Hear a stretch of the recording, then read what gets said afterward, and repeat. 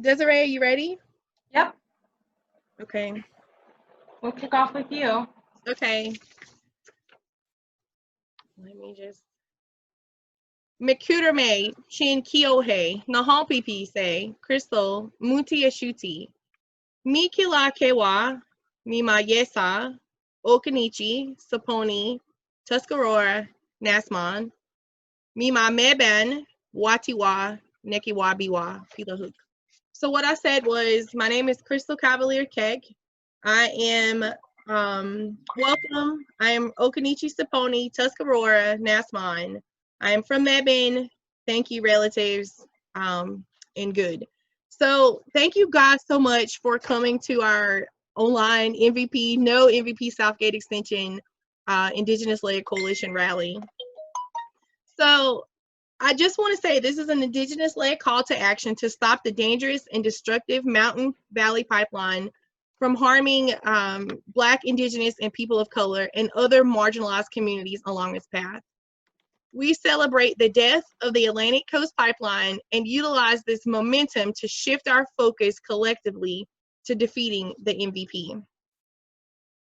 So this is us, and this is my co-leader, Desiree. Desiree, do you want to introduce yourself?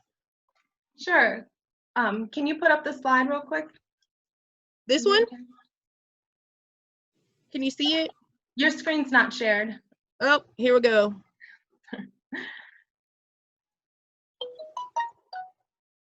Let me find my Zoom. Here we go. Okay. There we go. There we go. Okay, now you see it. Thank you. Welcome, welcome to our No MVP rally, Indigenous-led rally. My name is Desiree Shelley. I am Monacan, and I am a climate justice organizer with Mothers Out Front. Next slide. Okay. So we're here to I would like to give a brief background of why we're here and what we're doing this, and we'll talk more about this during our presentation today and this rally. But the map you are viewing shows approximately the routes of the Mountain Valley Pipeline. You can see that in red on Crystal's screen. And this is the approximate route. We apologize, it's not exact, but you can see where this goes through both the modern and ancestral Indigenous communities and the communities that are in its direct path. So the Mountain Valley Pipeline, to give you a little bit of an overview, is a 303-mile pipeline being constructed to carry out fracked gas from West Virginia into Virginia and then into North Carolina. The MVP is deforesting mountainsides, causing severe erosion and sedimentation of our waterways. It's threatening endangered species, natural resources, and the health and safety of those that live along the route, who will be subjected to methane gas leaks, polluted water, and the threat of explosions. Indigenous historical sites, burial grounds, and sacred places are abundant along the route, which consists largely of mature forests and farmlands. MVP is working now to get approval for an extension of that pipeline that will take it an additional 70 miles from southern Virginia into central North Carolina. In addition, the MVP Southgate project will cut through many Black and Indigenous communities. So this is why we're here today, is to bring acknowledgement to these spaces and how MVP is impacting these communities. Next slide.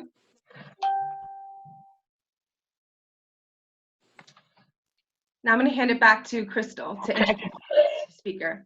Thank you so much. So I want to introduce my husband, Jason Keck. He is Choctaw, and he is from Louisiana, but by the way of Oakland. So here's my husband, Jason Crazy Bear. That's it? Yeah. So I was asked to do a short prayer to start this off. So I'll say in my native tongue, Halito Chim Achutma Yakuke, just means greetings, welcome. Hope you're good, and thank you for being here. As my Lakota relatives say, Hinhani Washte, which means good morning. And also that Choctaw dialect will say Amnakma Habanoke, which means tomorrow we will win. It's a sign of hope. And against this pipeline, I believe with your support, tomorrow we will win. So I just ask that the words that I say in this prayer respect the hearts of everybody here and all the people, all the water protectors fighting for this cause, and not my mind or my ego or anything like that. I'll just say it in the dominant language so everyone understands mutually. Grandmother, grandfather, great spirit, grandmas and grandpas of the four sacred winds and directions, creator and mother earth, thank you for this brand new day. Thank you for this breath of life.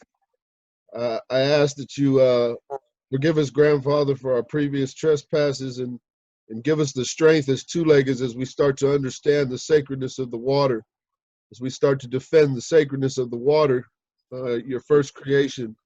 I just ask that you give us everything that we need. I know you've given us life and so much. I just ask that in this fight, this particular fight, where all the money and all the greed and all the things are thrown against us, I just ask that the two-legged people, you just give us the strength and the knowledge and the will to carry on.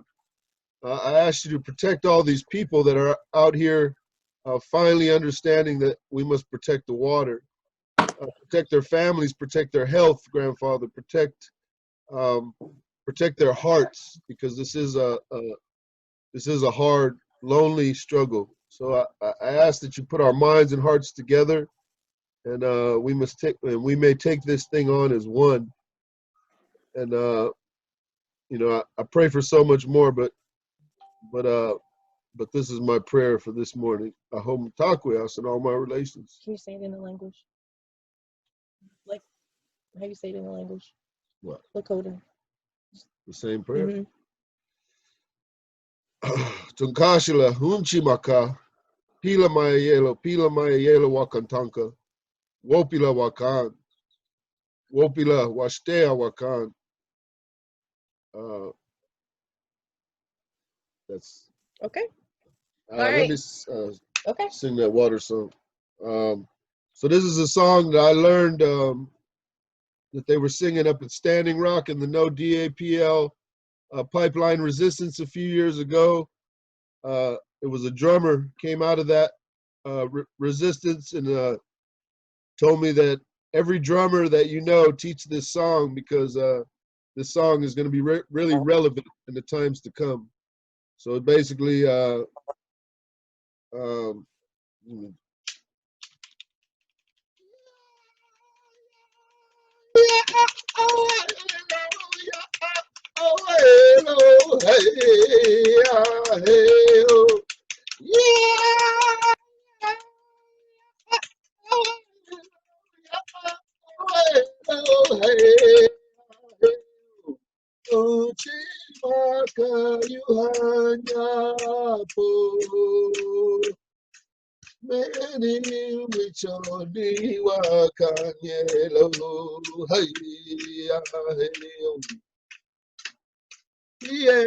Pia wila si chayelo oya te pe chiapo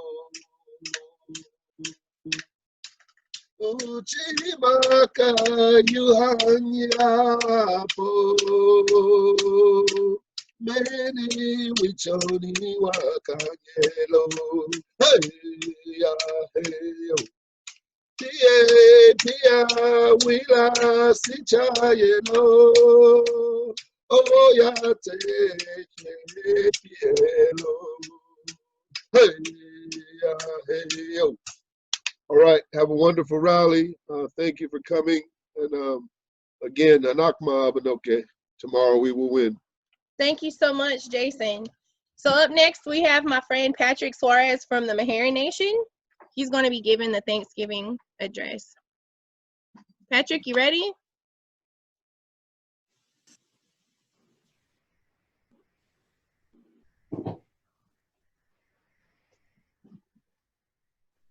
All right.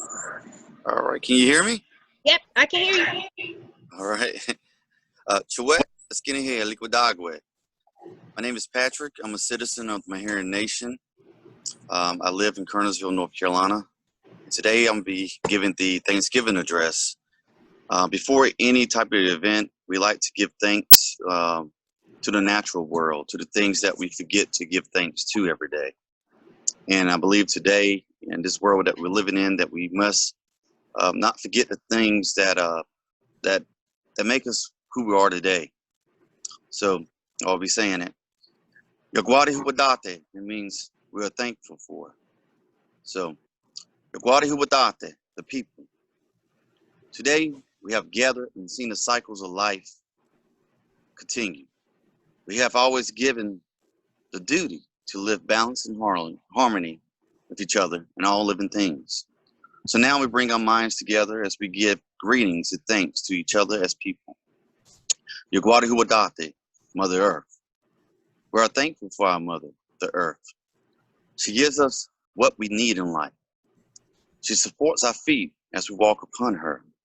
It gives us joy that she continues to care for us as she did from the beginning of time. To our mother, we send greetings and thanks. Now our minds are one. Yaguari Huwadate, the waters. We give thanks to all the waters of the world for quenching our thirst and providing us with strength. Water is life. We know its powers in many forms: waterfalls, rains, mists, streams, rivers, and oceans. With one mind, we send greetings and thanks to the spirits of the water. Now our minds are one. Yaguari Huwadate, the fish. We turn our minds to all the fish life in the water. They were instructed to cleanse and purify the waters. They also give themselves to us as food. We are grateful that they can still find pure water to this day. So now we turn to the fish and send our greetings and thanks. Now our minds are one. Yaguari Huwadate, the plants. Now we turn to the vast fields of the plant life. As far as the eye can see, the plants grow, working many wonders. They sustain many life forms. With our minds gathered together, we give thanks and look forward to seeing the plant life for many generations to come. Now our minds are one. Yaguari Huwadate, the food plants. With one mind, we turn and honor and thank all the food plants that we harvest from the garden. Since the beginning of time, the grains, the vegetables, the beans, the berries have helped the people survive. Many and other living things draw strength from them too. We gather all the plant foods and we give thanks. Now our minds are one. The medicine herbs. Now we turn to all the medicine herbs of the world. From the beginning, they were instructed to take away our sickness. They have always been waiting and ready to heal us. We're happy they are still among us, and for those special people who remember how to use these plants for healing. With our minds one, we send greetings and thanks to the medicines and to the keepers of the medicines. Now our minds are one. Yaguari Huwadate, the animals. We gather our minds and send greetings and thanks to all the animals in the world. They have many things to teach us as people. We are honored by them when they give up their lives so many of us can feed upon them. We see them near our homes and deep in the forest. We're glad they're still here, and we hope that they will always be. Now our minds are one. The trees, Yaguari Huwadate, the trees. Now we turn our thoughts to the trees. The earth has many families of trees, have their own instructions and uses. Some provide us with shelter and shade, and others with fruits and beauty and useful things. Many people use a tree as a symbol of peace and strength. With one mind, we give thanks to the tree life. Now our minds are one. Yaguari Huwadate, the thunders. Now we turn to the west, where our grandfathers, the Thun beings, live. With the lightning and thunder voices, they bring us water that renews life. We are thankful that they keep those evil spirits underneath the ground. We bring our minds together and send greetings and thanks to our grandfather, the thunders. Now our minds are one. Yogwaruhuatate, the sun. We give thanks to the sun. Now we send the greetings and thanks to our eldest brother, the sun. Each day without fail, he travels the sky from east to west, bringing the light of a new day. He is the source of all fires of life. With one mind, we send greetings and thanks to our brother, the sun. Now our minds are one. Yogwaruhuatate, grandmother moon. We put our minds together and give thanks to the oldest grandmother, the moon, who lights the night sky. She's the leader of all women all over the world, and she governs the movement of the ocean tides. By her changing faces, we measure, and it is the moon who watches over the arrival of children on earth. With one mind, we send greetings and thanks to our grandmother, the moon. Yogwaruhuatate, the creator. Now I return our thoughts to the creator, or the great spirit. Send greetings and thanks to all the gifts of creation. Everything we need to live a good life is here on Mother Earth. For all the love is still around us. We gather our minds together and we send our choices of words and greetings thanks to the creator. Now our minds are one. Now we come to a place that we end our words. Of all the things named, it is not our intention to forget anything. If something was forgotten, we leave it to each other as individuals to send greetings and thanks to that in their own way. Now our minds are one. Nawe.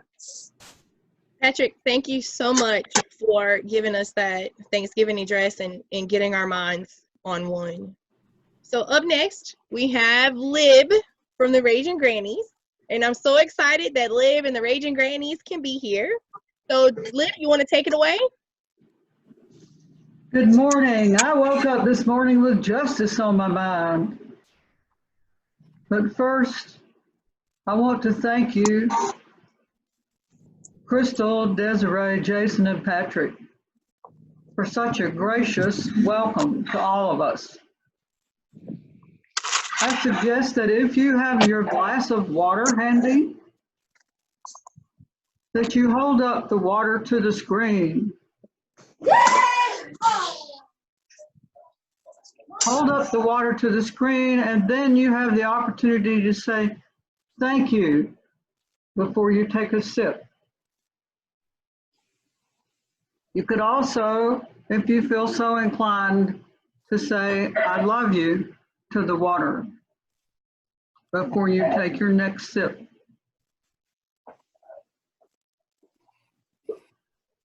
Yes, water is life.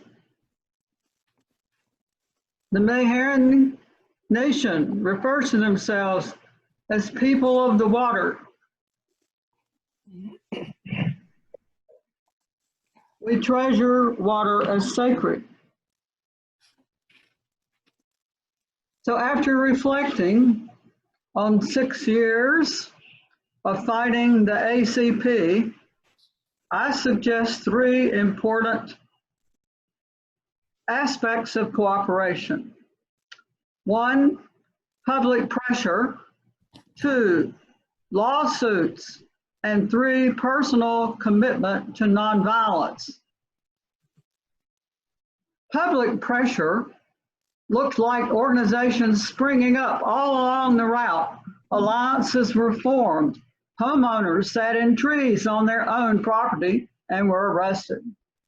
Coalitions were created too, and all of us have been, busy sharing the good news that even lawsuits stop pipelines too. In fact, attorneys general in 20 states and the District of Columbia, including North Carolina and Virginia, sued the Trump administration just this past Tuesday, alleging that new federal rules undermine their ability to protect rivers, lakes, and streams within their borders. Referencing Salzman and Thompson, Environmental Law and Policy, NEPA, which means National Environmental Policy Act, is the most litigated environmental statute in the United States. Perhaps surprisingly, there have been thousands of NEPA suits. And it might be strange that NEPA's seemingly innocuous requirement of preparing an environmental impact statement has led to more lawsuits than any other environmental statute. But what else? Reduced investment of oil and gas still stops the pipeline. Lack of necessity for natural gas still stops the pipeline. Grassroots efforts, your efforts in multiple creative forms stop pipelines.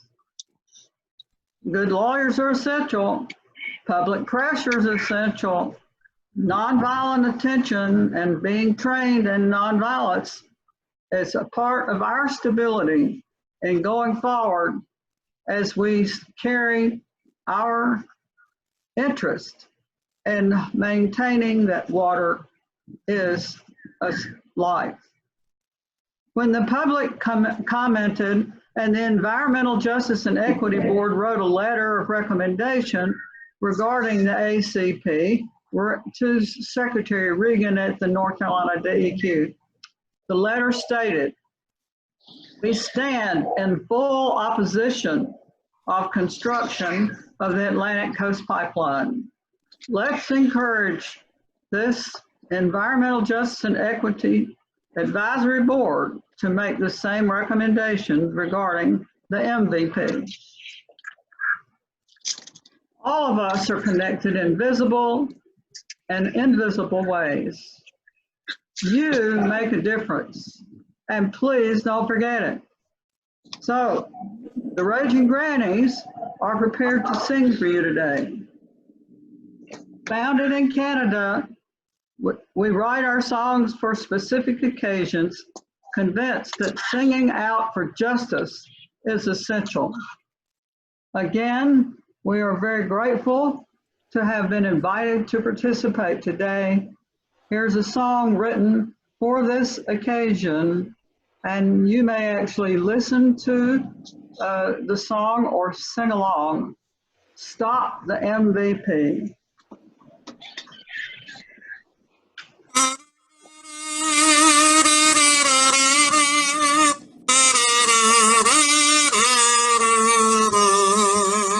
There is a pipeline called Mountain Valley, and midstream partners want to build it here, but we say no. They leak and they explode, and we'll all be exposed to the dangers that they bring.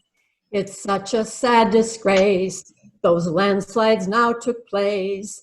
The midstream partners were forewarned but didn't care at all. Those mountains fell, a tragic tale to tell. Ain't nothing gonna stop us now. Eminent domain, they say, destroys what's in their way. Nothing takes forward a long mistake. We've seen this all before, and now it's at our door. Ain't nothing gonna stop us now. It's not surprising, the youth are rising. Their will is strong, they see what's wrong. Pipelines are killing them. Clean water is their right. They fight with all their might. Ain't nothing gonna stop us now. We'll work together.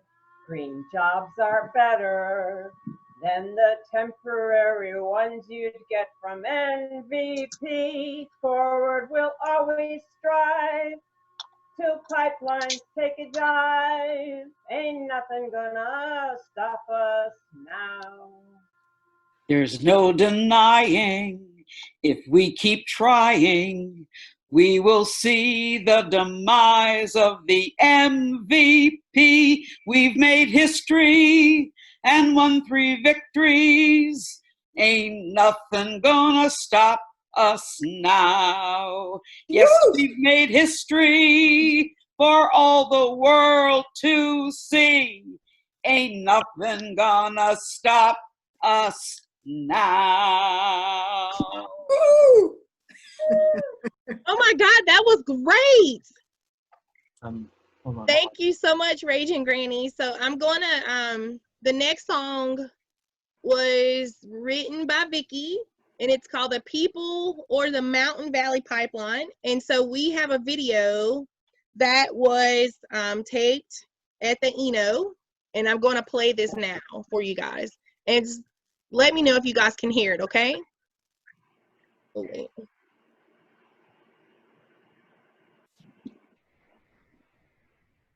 Give me a thumbs up when you can hear it, okay?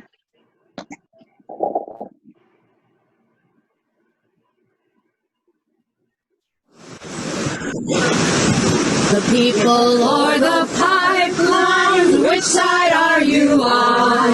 The people or the profiteers, which side are you on? Frack gas is a finite source in Greece and Spain, so keep it in the ground where it belongs to be contained. Pipelines aren't safe, we know, whether gas or oil. They leak and they explode and poison water, air, and soil. The people or the pipelines, which side are you on? The people or the profiteers, which side are you on? Listen, midstream partners, we see right through your plans. Your frack gas pipeline will destroy our homes and sacred lands. Bank of America, you must share the blame. Stop funding for this pipeline. Your greed has brought you shame. Listen, FERC, you took an oath to keep us free from harm, but the MVP now threatens all our cities and our farms. The people or the pipeline, which side are you on? The people or the profiteers, which side are you on? Water is a sacred trust, without it we'll all die. So we won't allow that pipelining the Carolina side. We stand here by the river to protect it, we have come, and we'll stand in solidarity until the fight is won. The people or the pipeline, which side are you on? The people or the profiteers, which side are you on? Listen to the people and hear us loud and clear. We won't stand idly by while you kill all that we hold dear. We're standing here today and pleading, give our kids a chance. We're fighting for their lives to stop the MVP's advance. The people or the pipeline, which side are you on? The people or the profiteers, which side are you on? Oh my gosh, thank you so much, Grady's, for doing that. That's totally awesome. Thank you so much.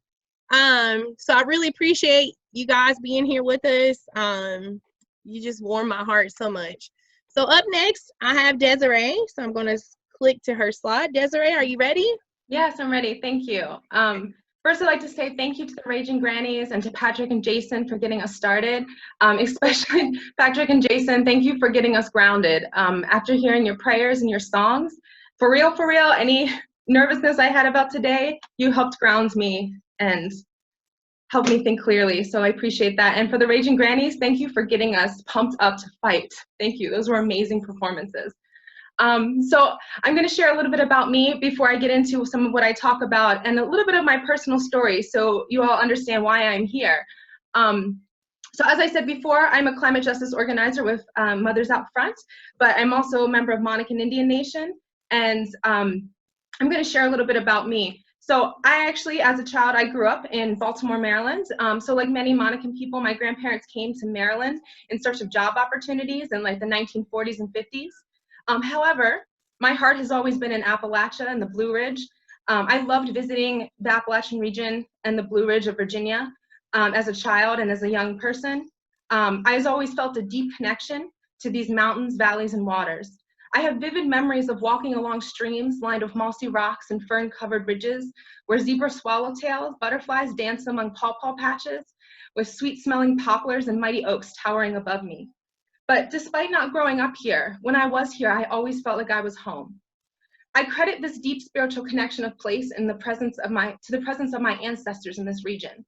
Many are buried in mounds throughout this majestic landscape. Our history here is rich and ancient. The Monacan continual presence in the Virginia interior is not something you will learn about in school.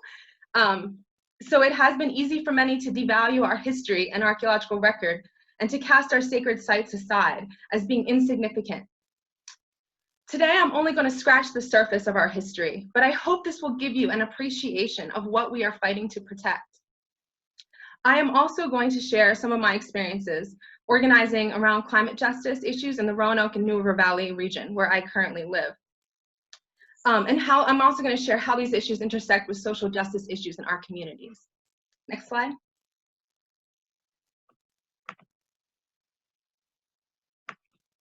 So the map you are looking at, back one slide, thank you. The map you are looking at is the map that John Smith created when he visited Virginia. He documented his interactions, which are limited, with my ancestors, the Monacans, and recorded stories about us from our Algonquian neighbors to the east. The territory held by the Monacans reached throughout the Virginia Piedmont to the fall line of the rivers, including present-day Richmond and Fredericksburg, up into Loudoun County, through the mountains into West Virginia, and down almost to the North Carolina line. Archaeological sites in Salem have also suggested our continual presence in Monacan towns within the greater Roanoke area. So a little bit of quick important terminology, because as I said, unfortunately, we don't learn about our history of Virginia and the original people that were here in our schools. So I understand that many of you may not have this background. So the term Monacan refers to two groups. One, the Monacans historically were a confederacy composed of several major related groups through culture, language, marriage, trade, and political alliance, including the Manahawks, Monacans, Tutelos, Toteros, Saponis, and Okanichis, as well as other smaller groups and various other names. So we were a large confederacy of different towns and groups, and they were often referred to differently along the in our historical record. But we all spoke a similar language and allied together in times of need, or as well as traded and intermarried. And also sometimes many of us moved between town to town. So Crystal here is Okanichi. She's basically kind of like my cousin.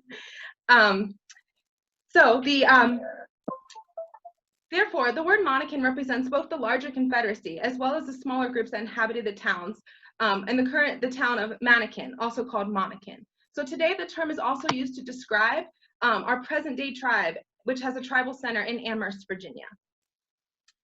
So you'll hear Monacan referred to as a lot of different people, and so that hopefully that'll clear that up for you a little. So during the Monacan Confederacy, there were estimated to be at least 10 major permanent towns, as well as many smaller hunting villages. People shifted location regularly to take advantage of seasonal and sustainable hunting and gathering. And permanent towns were always located close to rivers. So this will hopefully give you a little insight to what I'll speak about next. Next slide, Crystal.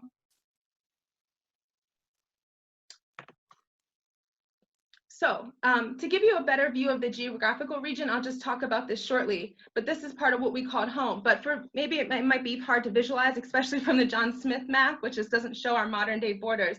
But this map shows you a little bit of the Piedmont, Blue Ridge, and Ridge and Valley. The Monacans claim most of the central and west central Virginia on both sides of the Blue Ridge as our ancestral homeland. And they've also been successful with some federal and state claims to this ancestral land, even today. We are the largest state and federally recognized tribe in Virginia with approximately 2,400 members. So we're still here and we're alive and well. The presence of the Yesan, you'll hear me say that as opposed to Tutelos sometimes, because that's a word for ourselves, for us, the people.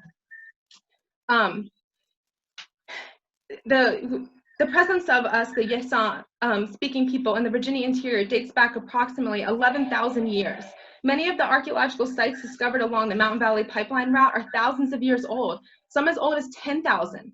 The Yesan people at these sites are our ancestors. They are related to modern Eastern Samoan groups such as Monacan Okinachi and Saponi. According to archaeologists, the Monacan people became identified as a distinct cultural group around 1,000 years ago, as they occupied the regions from the fall lines of Richmond and into the Piedmont and Blue Ridge and Valley.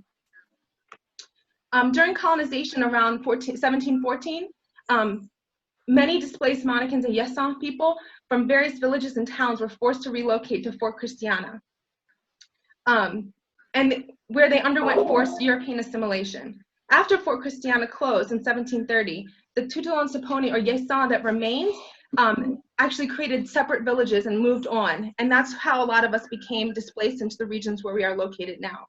So that's just important history and background. Next slide. And the next slide again, as you can see, I like maps, but this just shows you a little bit of the of where the Monacans were located and the different towns. You can see on the one side where the Siouans were, where the Cherokee were to our west and east, as well as the north, and other Iroquois groups, as well as our neighbors, the Powhatan or the Algonquian groups. And then you can see at the bottom some of our trade routes and trails. And this is how we occupied Virginia. Next slide.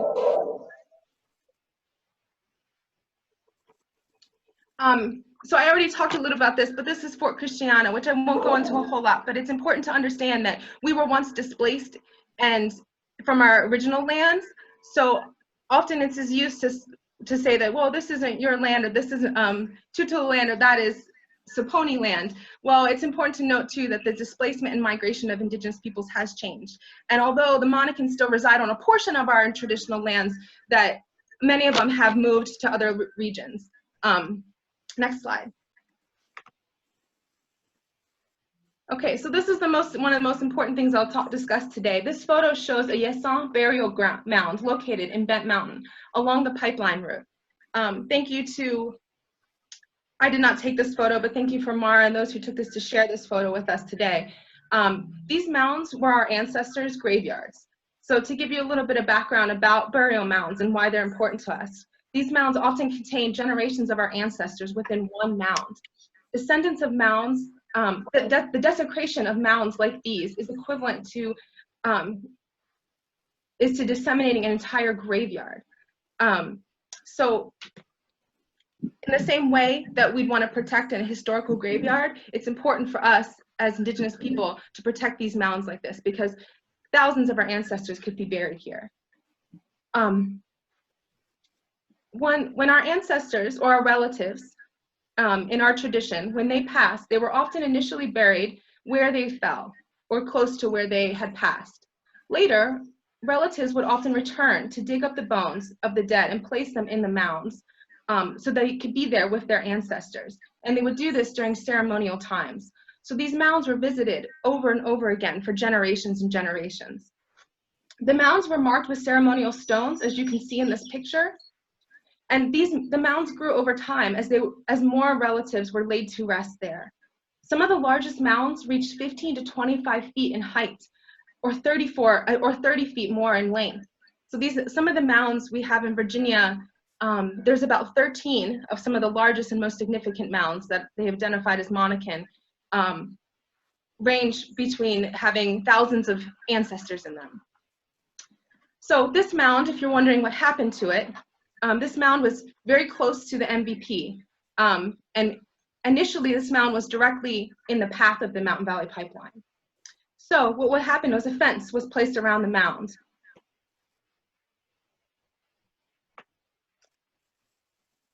I'm going to share a testimony of a woman that witnessed the desecration of this mound by MVP. This is testimony from a community leader who witnessed the cutting. She said, "This sacred place is in the center of a 300-mile right-of-way for a fracked gas pipeline. Today, I witnessed blind greed cut the 125 feet wide right-of-way right up to the edge of the fence that is around the burial mound. The tree cutters murdered a thriving, uneven, aged forest, and the ferns and the lady slippers and everything beneath the canopy. Old trees, young trees, standing snags, each and all teeming with life. I watched the moisture instantly begin to evaporate and rise off the forest floor as the sun beat down on the ground that has been sheeted by the forest for over 100 years. Nothing is sacred. The cutters will return tomorrow to cut the trees around the burial mound and down the bluff on a steep bank all the way to the creek. And that was shared by Tammy Belinsky, who witnessed what happened to this mound. Next slide. I'm going to switch gears a little bit. I want to share before moving on to the next piece is that this mound, although it does still exist, it's still in jeopardy. Because the area of forest was removed around it, there is a huge risk of this mound being washed away by stormwaters and into the river that's not far. The mound not having that stabilization from the soil and the trees could easily be washed away along with all of our ancestors and relatives. So I'm going to take a deep breath because that's an emotional piece to talk about. Our connection to our land and our connection to our sense of place. But I hope that that gave you all an understanding of the importance of protecting these sites to Indigenous people, like Monacan, Occaneechi, Saponi, and other Eastern Siouxans. And the mounds are unique to us, to the Eastern Siouxan Confederacies. There are other mound builders and other Indigenous groups, but on the East Coast, mounds were primarily built by Eastern Siouxan groups. So this is something that's very unique to our history and as well as our connection to place and is a sacred space. Okay, I know I'm going a little over my time, so I'm going to shift gears to talk a little bit about other work that I do in the intersectionality between Mountain Valley Pipeline and why it is a bad deal for Southwest Virginia. As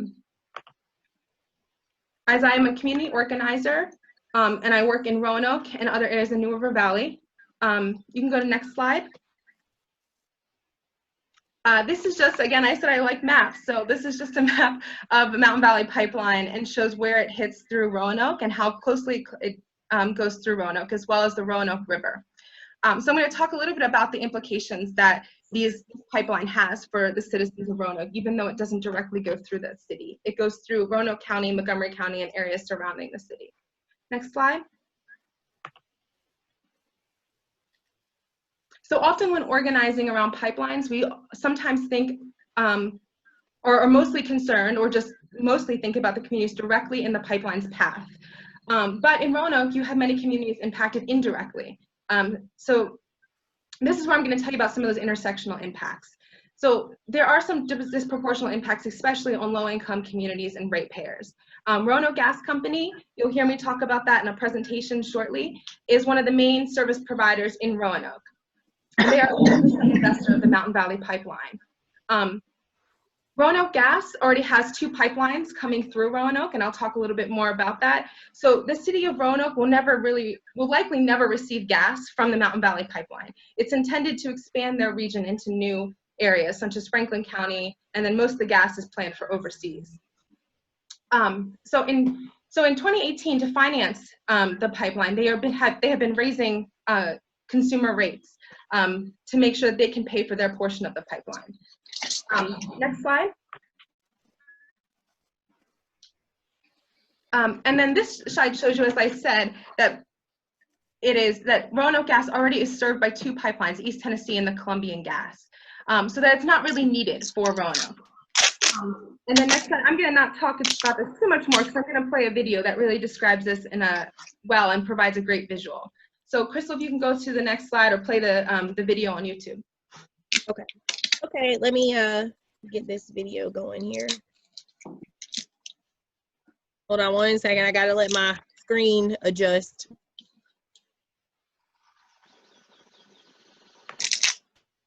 Oh, let me just go back real quick and play it from there. Okay. Have you noticed your utility bills increasing? If you are a Roanoke Gas customer, this is because Roanoke Gas Company has been increasing rates for customers in order to pay for their $100 million contract with the disastrous, dangerous, and unnecessary Mountain Valley Pipeline. Roanoke Gas rate increases began in January 2019 when the company raised their base rates by 10.6%. After a hearing, the State Corporation Commission ruled that Roanoke Gas could only increase their base rate by 4.5%. Roanoke Gas Company served approximately 55,000 households, as well as schools, businesses, health centers, places of worship, and other facilities in the Roanoke Valley. Many of these households and schools are within low-income communities and communities of color that have been disproportionately impacted by the current COVID-19 pandemic. Mountain Valley Pipeline is an unnecessary project. The Roanoke region is already supplied by two other pipelines, the Columbia Gas and the East Tennessee pipelines. The investment in Mountain Valley Pipeline is intended to expand Roanoke Gas's service area and is not needed to supply the Roanoke Valley. Despite this, Roanoke Gas plans to push the cost of the pipeline onto its Roanoke customers. It is also important to mention that gas from Mountain Valley Pipeline is more expensive. It is 6 to 7 times cheaper to purchase gas from the existing suppliers. So what can you do? You can join us in telling Roanoke Gas that burdening ratepayers with the cost of an unnecessary and destructive pipeline so their company and shareholders can profit is unjust. Take action with Mothers Out Front and our partners by sending a letter to Roanoke Gas telling them to exit their contract with Mountain Valley Pipeline by June 30th. But time is running out. The opportunity to leave the contract will end on June 30th.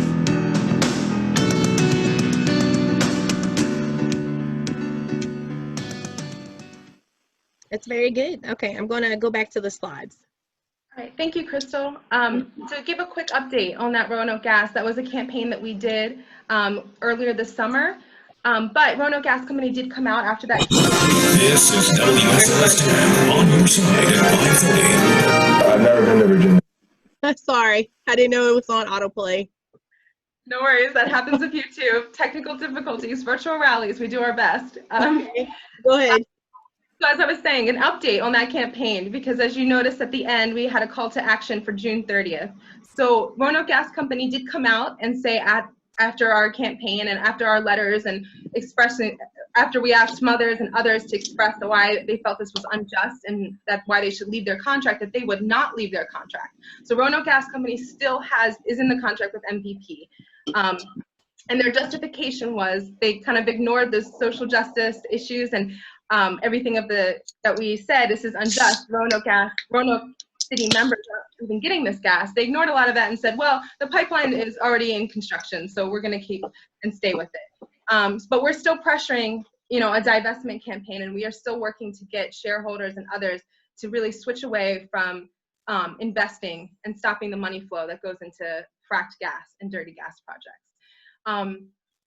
So I wanted to share that because I thought it was important for others to see how other people are impacted by these pipelines. Roanoke Gas does plan to continue to increase rates to fund this pipeline. So this is going to have an impact on the people from the city of Roanoke. Now next, yes, we're on that slide already. So I'm going to talk a little bit more about water quality and why this is also an impact to people in Roanoke. So a little bit of background, Roanoke City gets their water from the Roanoke River. And the Roanoke River is one of the rivers and water bodies that will be most impacted by the Mountain Valley Pipeline. So prior to the start of the project, a consultant from MVP estimated that the pipeline project would increase sedimentation in the river by 2%. That was a very conservative estimate because this was a contractor by MVP. That equals about 1,039 tons per year of sediment going into the stream.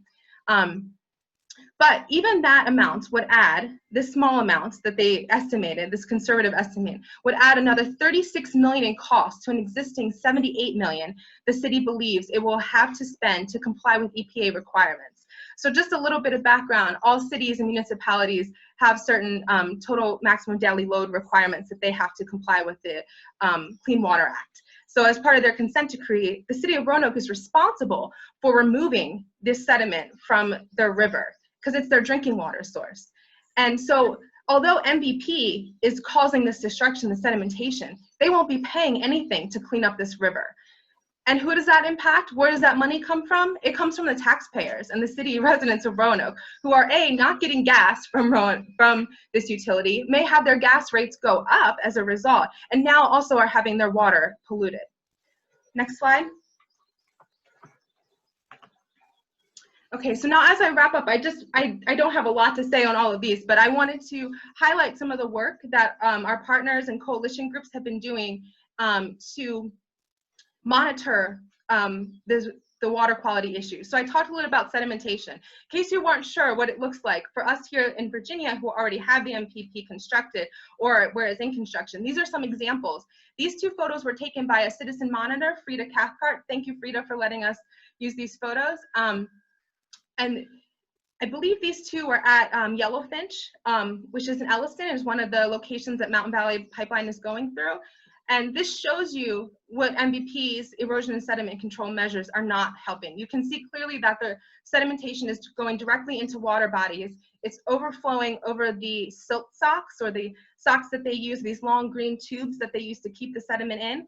These water quality measures were not designed for mountainous regions.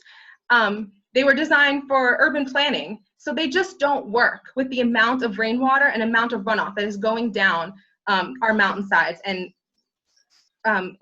pushing sediment into our waterways. Next photo. Again, these are some other examples taken of, the example to the left, or the first one, you can see, I included this because this shows you some of the steep mountainsides and areas where the Mountain Valley Pipeline is being constructed. I live in the Catawba region, and there's one photo in here that I'll show in a little bit that shows exactly how steep the mountainsides are. And you can imagine when you deforest these mountainsides, the water runs, you're having massive amounts of erosion and sediment running off these mountains, and the water is moving very fast. And those trees that would be slowing it down and soaking up that water are no longer there. So this is inevitable. You can't build this mountain without significant water quality issues. Next slide. And as you probably are noticing, some of these photos are from all over. So this isn't just one location. Some of them are from Bent Mountain, some of them are from Yellowfinch, and some were from Rocky Mountain. So, and there's also similar photos from West Virginia too, which I didn't include in this presentation. But if I wanted to include all of the photos, we'd be looking at hundreds and hundreds of photos. There were over 300 violations that Mountain Valley Pipeline had, and they resulted in a court case and a settlement, which I'll talk about a little later in our rally today. But what is the other impacts of this water quality issue? Well, we talked about the sedimentation, but what else happens? Well, the Roanoke River is home to an endemic endangered species. Endemic meaning that that's the only place the species is found is in the Roanoke River. It's called the Roanoke log perch. He's very cute. You can see the photo of this little fish that is endemic to our Roanoke River. And because of this, this will likely endanger the species. The species cannot live in sediment-filled waters. And then again, here's another photo at the bottom of the steep slopes and the destruction of Mountain Valley Pipeline. Next slide. Again, more photos. I'll go through these quickly. This is sedimentation in Catawba after heavy rainstorms. And then over here is Yellowfinch, and you can see some of the landslides happening because of the steep mountainside where these pipes are being placed. I also want to acknowledge too that having pipes like this on steep mountains that are making almost like 90-degree angles is extremely unsafe for those that live by there. There are homes all along these regions, and these people are threatened by that threat of explosion of those pipes if something were to happen. Our area has lots of karst topography, making it really making the danger of sinkholes significant. So it's a huge threat. The threat of explosions is real, and it's probably not a situation of if it'll happen, but when, and the constant fear that people will have to live with. Next slide. And then the last few photos here are of a few other areas. You can just see the sedimentation, the amount of trenches and things that were built, and the destruction. So I'm sharing this because, we here in Virginia and West Virginia have been facing this, and it could potentially come to North Carolina. So we want people to know this is what's happening here on the grounds. Next slide. And then again, this last slide is from, let me read my quotes. I wanted to credit this slide to Betty Werner, who posted these photos. And this is from a couple of farms, the Riley's farm and the Bernard's farm in Rocky Mountain.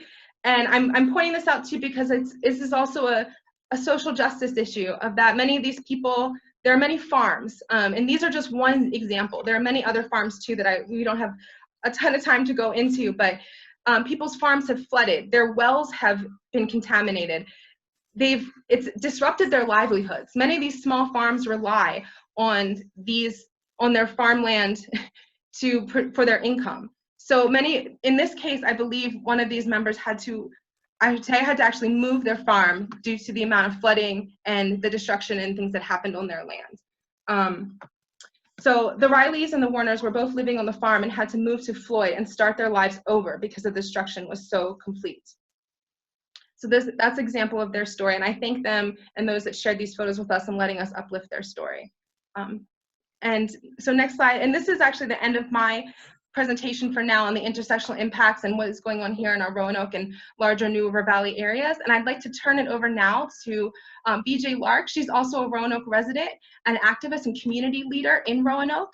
And she works with Artivism Virginia and the Poor People's Campaign.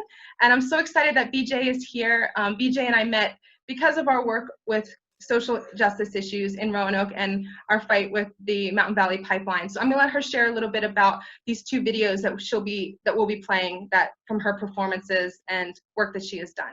Thank you, BJ.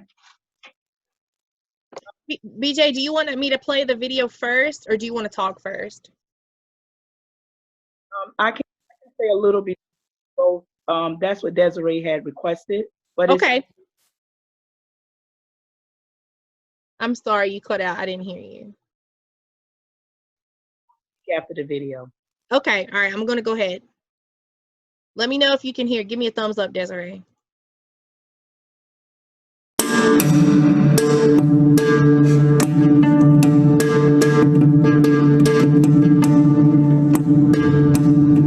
If the powers that be say, I need that, if I gotta burn it, take it, and kill you in the process, so be it.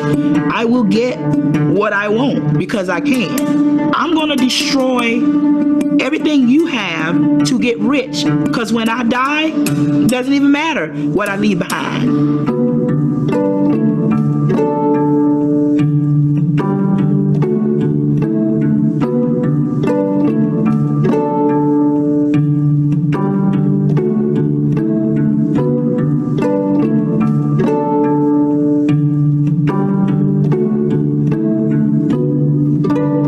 Bernadette Brown, known to most as BJ, and I'll be traveling to Richmond, Virginia to march with the people of Union Hill, stand against the Atlantic Coast Pipeline. Just from what I've experienced, the MVP pipeline has been an in-your-face degradation of the people.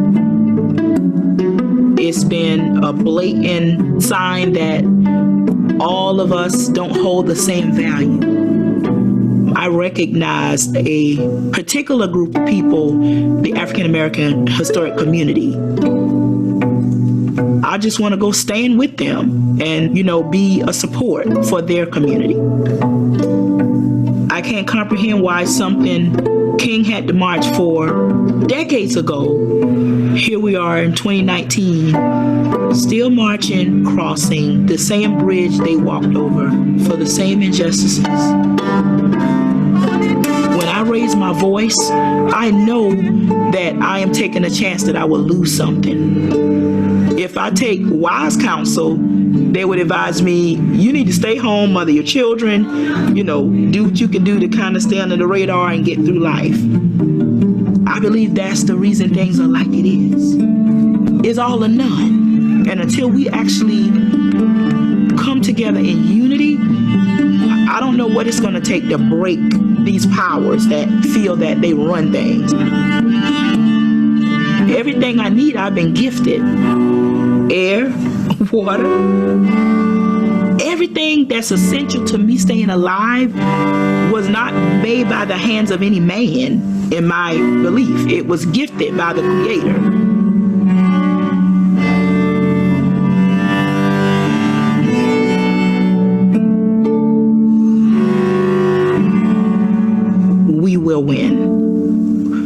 Because here's the thing. If we lose, there won't be anyone here to win.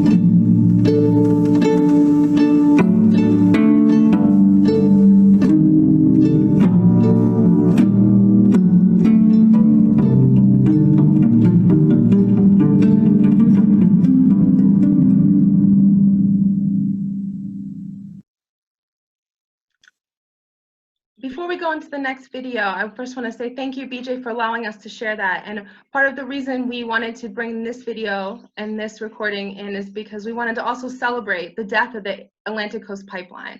And a lot of that footage was from Union Hill.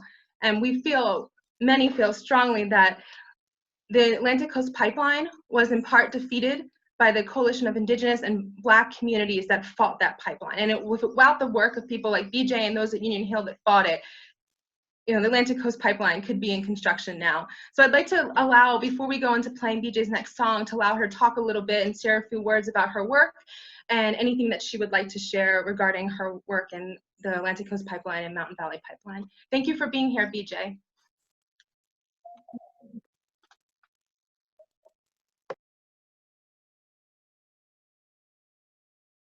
Can I get a thumbs up if you can hear me? I have latency issues, so I don't know. But I want to say good morning to everyone. Special thanks to the organizers for the invitation to be a part and participate.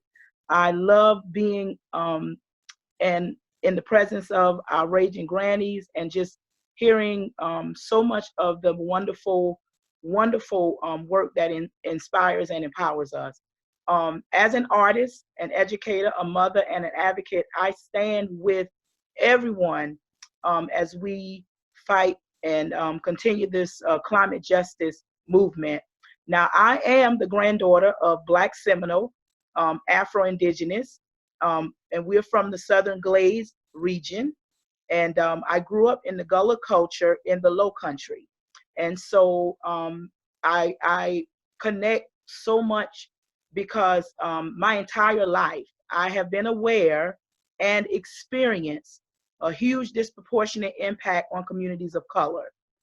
In modern days, we could not hide the devastation of Newark, New Jersey, and also more modernly known Flint, Michigan. So we've always been aware that the path of least resistance resulted into these poisoning waters and so many other atrocities that I do not have time to name, but we are aware of them. And so much more we can become educated about and be aware of. And so I purposely chose to take action for climate justice. So we know that many have suffered and continue to suffer from wicked consequences of greed. And we know that the most that is at risk have the fewest resources. And this COVID pandemic, as Desiree presented, has kind of snatched that rug where the truth is now being laid bare. At one point in history, we could just kind of sweep things under the rug, put a nice pretty rug on top and cover it up, and people would comfortably walk past. Well, that's no more. The truth is being laid bare because this powder keg of wickedness is pouring out. It's pouring out. So my presence today, I'm grateful. I'm honored to serve in this capacity. And again, thank the organizers and all the participants for being with us today and also inviting me in my presence, in my space.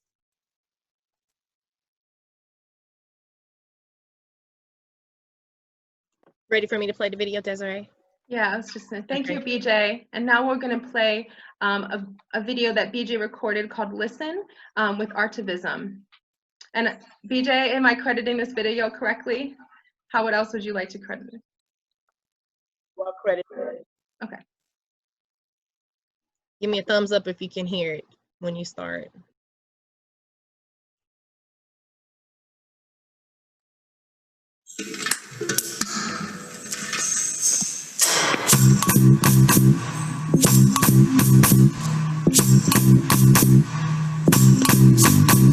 Listen, listen, Mother Earth is crying, and we must listen. Listen, listen, Mother Earth is crying, and we must listen. Destruction, consumption, loving her back is the solution.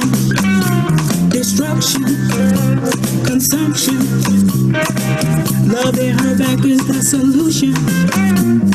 Listen, listen, Mother Earth is crying, and we must listen. Listen, listen, Mother Earth is crying, and we must listen. Destruction, consumption, loving her back is the solution. Destruction, consumption, loving her back is the solution. Listen, listen, Mother Earth is crying, and we must listen. Listen, listen, Mother Earth is crying, and we must listen. Listen.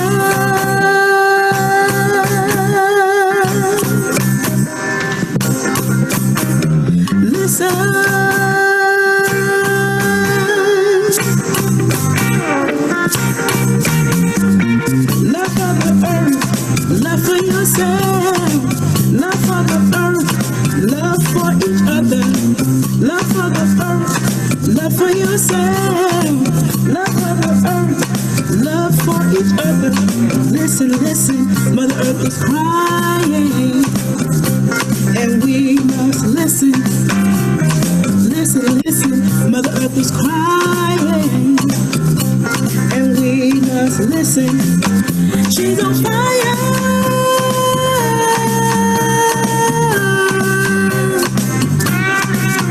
She's on fire.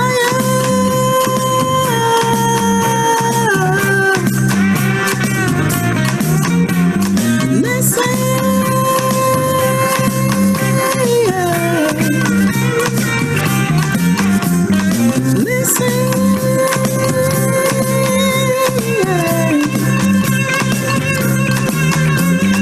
Listen, listen.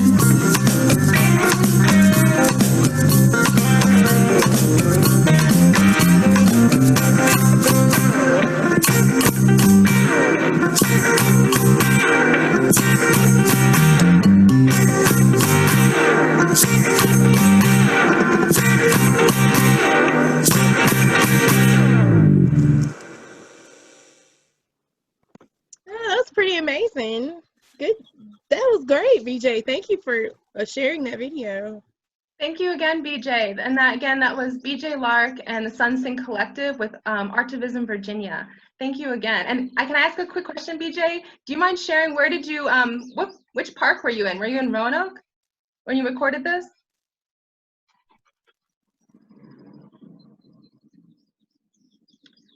I'm having trouble hearing BJ. Try again.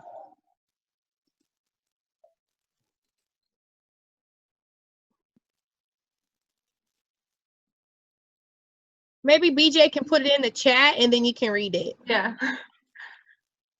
Okay. So next we're going to kind of switch and we're going to talk about the win from the ACP, and then we're going to switch back and forth. So I just want to introduce Donna Chavis. She could not be here in person, but she did send a video for us. Ms. Donna Chavis has over 40 years of service in the nonprofit and philanthropic sectors on the local, state, national level, and currently serves as senior fossil fuels campaigner with Friends of the Earth. She is from the Lumbee, and you guys saw her in her fight against the ACP. She is a recognized leader in social and environmental justice, and I just want to say she's a bad-ass woman because she was telling me the story of how she got arrested. So I'm gonna just, that's her. So please listen to her video. Thank you. Good morning, everyone. I am Donna Chavis, Senior Fossil Fuels Campaigner with Friends of the Earth, coming to you from Pembroke, North Carolina, the ancestral home of the Lumbee peoples. As a Lumbee elder, I want to recognize all of my ancestors on whose shoulders I stand today. I regret not being able to be live with you today, but am so glad to share this message. As we gather, it is a time of celebration, reflection, and engagement for moving forward. I want to acknowledge the work that went into this event and say how pleased I am to have played a part in its inception. These campaigns are not sprints, and the marathon can wear you out sometimes. Opposition to the MVP has been constant and focused, with many taking risks that in some cases put their lives in jeopardy. We hope that the victory over the ACP can serve as a continuing motivator that yes, we can say no and win. The turnout today is testament to that. July 5th will always be a second Independence Day for me. That was the day that Duke and Dominion Energies announced that they were abandoning the Atlantic Coast Pipeline, the ACP. I may celebrate that day annually to remind me of that victory, the one that was born out of an interdependence of many people working together. Let's start at the very beginning of the campaign against the ACP.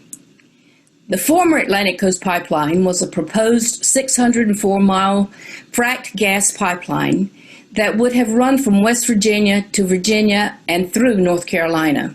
Yes, I said through because all of the evidence showed that it was headed to South Carolina as quickly as it could get there.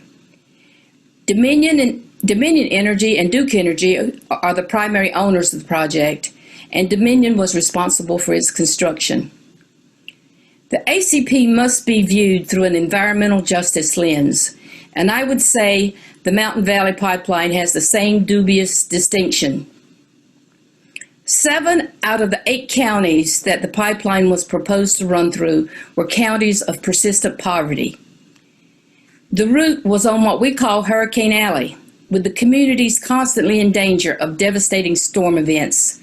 Hurricanes like Matthew and Florence being the latest of such storms. In North Carolina, the southern and northern gates for the proposed pipeline were majority African American and indigenous. The northern gate was Northampton County, with a majority African American population, and the southern gate was Robeson County, where indigenous peoples have the largest population percentage. Along the route were 4 American Indian tribes, the Coharie, Halawasaponi, Lumbee, and the Meherrin. Over 30,000 indigenous peoples were directly impacted by this route. The campaign against the ACP brought peoples together across race, class, and gender. It was particularly important that this was an effort that brought together indigenous, Black, and Latinx peoples for the common good. Brown and Black together for good. That was one of our mottos. Tribal councils and NAACP groups joined in the struggle.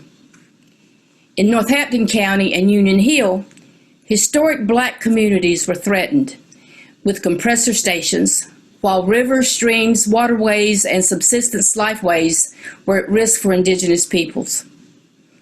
We had to have a streets and a suites strategy. This included getting alerts out nationally at the state level, using petitions to decision makers and elected officials, community marches and statewide rallies that brought people together for common interest, putting pressure on regulators, and showing the financial risk related to investing in this project. Flaws in the regulatory process were exposed through a consistent presence at public meetings. This included the lack of proper attention given to cumulative and disproportionate impacts in environmental justice community. This was especially egregious in tribal communities. As I said before, this was brown and black coming together for the common good. We filed complaints under Title VI of the 1964 Civil Rights Act to the EPA. And we continue to work with regulators to call them to accountability. What now? We must keep the pressure on in the same way to fight the MVP. You know these strategies, you've used them, and more in your efforts to stop the MVP and the MVP Southgate. You may have heard the story I'm about to share. I first heard it from grandmother Mary Lyons, who heard it from another elder. It is the story of a flock of geese. You know how they fly in formation and often over long distances. There is always a leader at the point. The important thing about the geese is that at any point, any one of the flock following can become the one leading. In that way, no one member of the flock gets overly tired. We are like the geese. We are a flock in this together, ready to lead or follow, and always ready to act. Yes, we can, and yes, we will defeat the Mountain Valley Pipeline and the Mountain Valley Southgate, now and for the next generations. Thank you. So thank you so much. That was Ms. Donna Chavis talking about the ACP win and how we need to band together and to fight against the MVP and MVP Southgate extension. So up next, I'm going to have Dr. Ryan Emanuel. He sent a video, and I really appreciate, I thought I saw his name on here, but I'm not sure. So Dr. Ryan Emanuel is a professor of hydrology at the North Carolina State University. Ryan is a water scientist and professor, and he is a citizen of the Lumbee tribe. He leads a research group that studies relationships between water and ecosystems in a time of rapid global change. Ryan partners with tribes and Native communities in North Carolina to address issues related to environmental justice and Indigenous rights. He and his family live in Raleigh. Thank you. Okay, so let's listen to his video.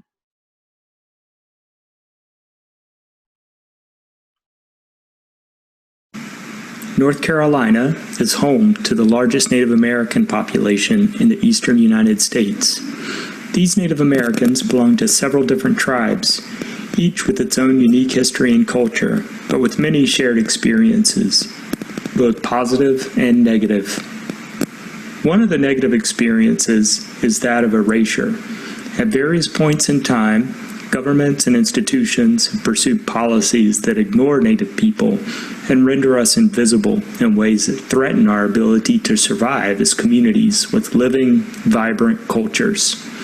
Pressures to assimilate have resulted in the losses of many of our traditional languages and lifeways. At the same time, schools fail to teach about the survival and persistence of Native Americans past the 1800s, so generations of North Carolinians never learn that we are still here. Nevertheless, our communities thrive and our traditions continue. The vast majority of North Carolina's Native American population is located in the coastal plain, including counties through which the former Atlantic Coast Pipeline was slated to pass.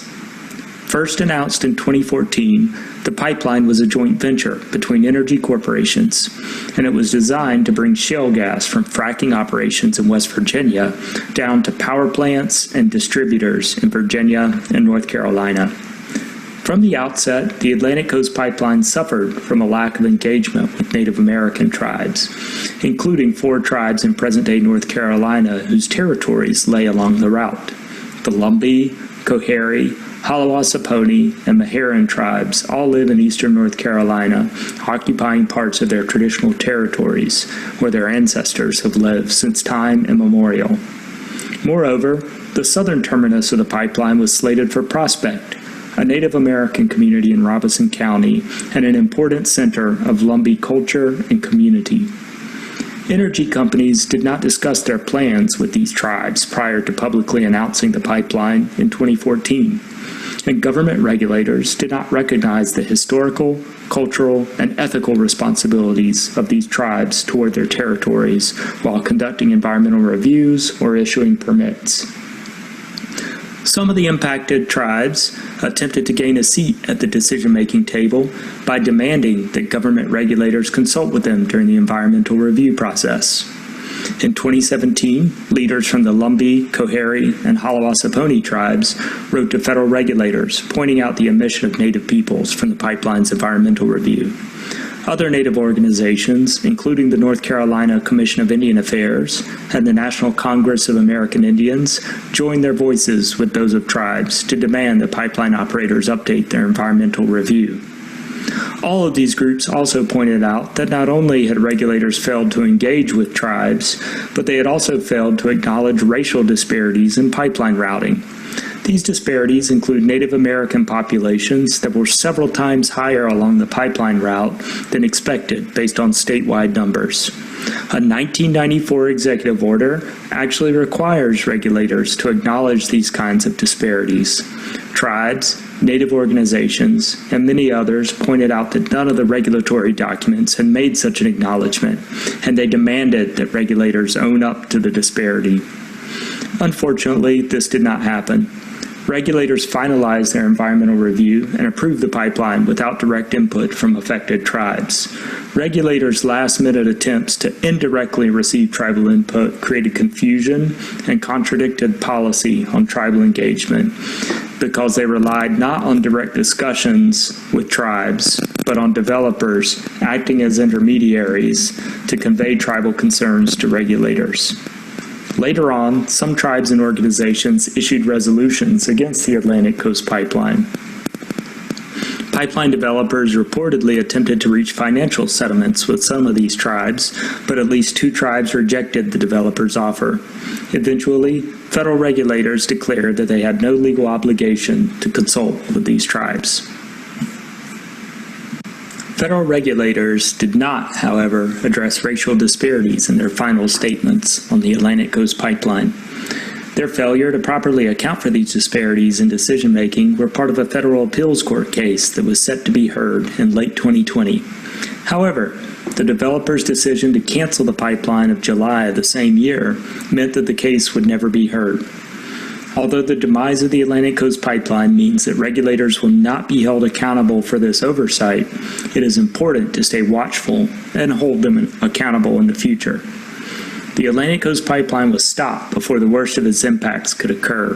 These included permanent scarring of wetlands, health and safety risks to nearby communities, and exacerbated climate change from new greenhouse gas emissions associated with the pipeline.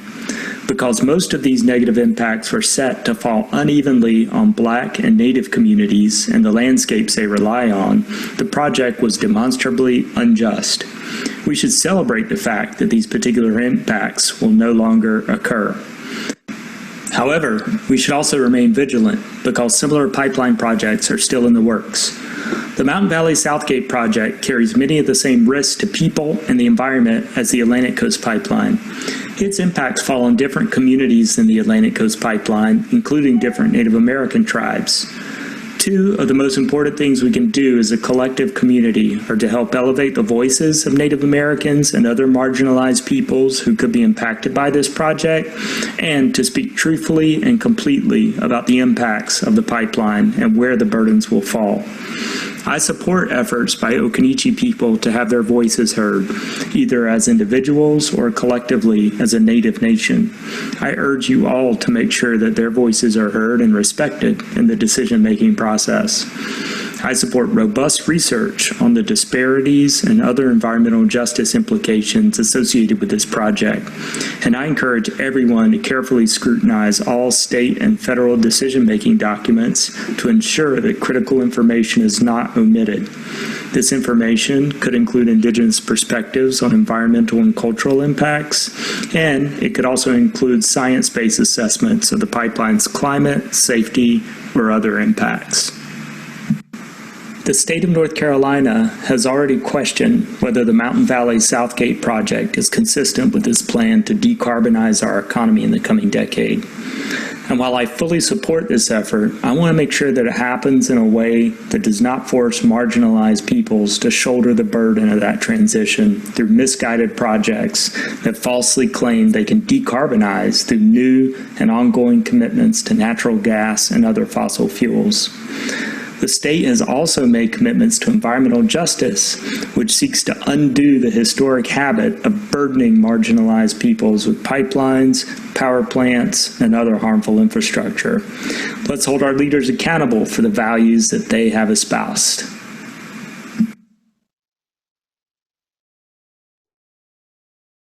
So that was Dr. Ryan Emanuel. Thank you so much. I don't know if he's still here because I can't check the chat, but Dr. Emanuel, if you want to say anything, you can unmute yourself.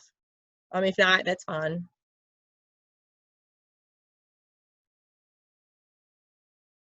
Okay, so up next, we have Robbie Goins, and he is Lumbee, and he works with Eco Robinson, which is a grassroots organization. And I actually met him last year through an action that was happening down in Maxton, where we were protesting against the LNG facility, I believe. I was supporting Ms. Donna, trying to unite the indigenous voices here. So Robbie, are you on? And if you are, you want to unmute yourself? Hi, Crystal. Yes, I'm on. Okay. Do you want to go ahead and say some words? Anything? Yeah, sure. Let me put my camera on and see if I can start a video. Okay. But so we here in Robeson County, I'm sorry I'm outside. I had to step outside. I have two babies. I can't say I'm babysitting, but I got two youngsters inside, and they're rearranging the house right now. So for the Atlantic Coast Pipeline, I was never really an activist. I got asked by a friend one day what I knew about the Atlantic Coast Pipeline, and to be honest, I knew nothing. And so for me, standing up and fighting against this Atlantic Coast Pipeline, which came through our area, was very significant for me because it was a chance for me to voice concerns that the community had, and as well as I had. And so I was able to become part of a team here in Robeson County called Eco Robinson. And we're basically just a little watchdog organization. We aren't, I guess, a nonprofit yet. We're working for that status. But we're just a small group that kind of got the information out there to a lot of the families and a lot of the people. As you know, media doesn't cover all the story. So it is up to us to get out the information to the people. And just like me, I had no clue what it was. But the more we got out there, the more information we started sharing. We were sharing on Facebook. We created the Eco Robinson page, and we started sharing on Facebook. We started showing up at these county commissioner meetings where ACP was coming in, trying to get a conditional use permit to set up their metering and regulating station and a 350-foot tower here at Prospect, here at the terminus. And my family owns land just adjacent to the terminus. So they were bringing in a lot, and they were planning a lot of infrastructure in this small area and very close to my family. So we started organizing. We started this group. We started organizing. We wanted to get as much information out there to the people. And that's what we did. We participated in marches. We participated in listening sessions and other things like that. I think we had a few other groups that came in, organizations like Appalachian Voices, Winya Rivers, Clean Water for NC, Apple, the Alliance to Protect the People in the Places They Live. We started teaming with a lot of these organizations, and they helped me, and they helped our little small grassroots develop into where we could help get information out to the community about the project. And so we were there fighting the ACP, and it was a collective. It was people all up and down the route. I got to meet new people.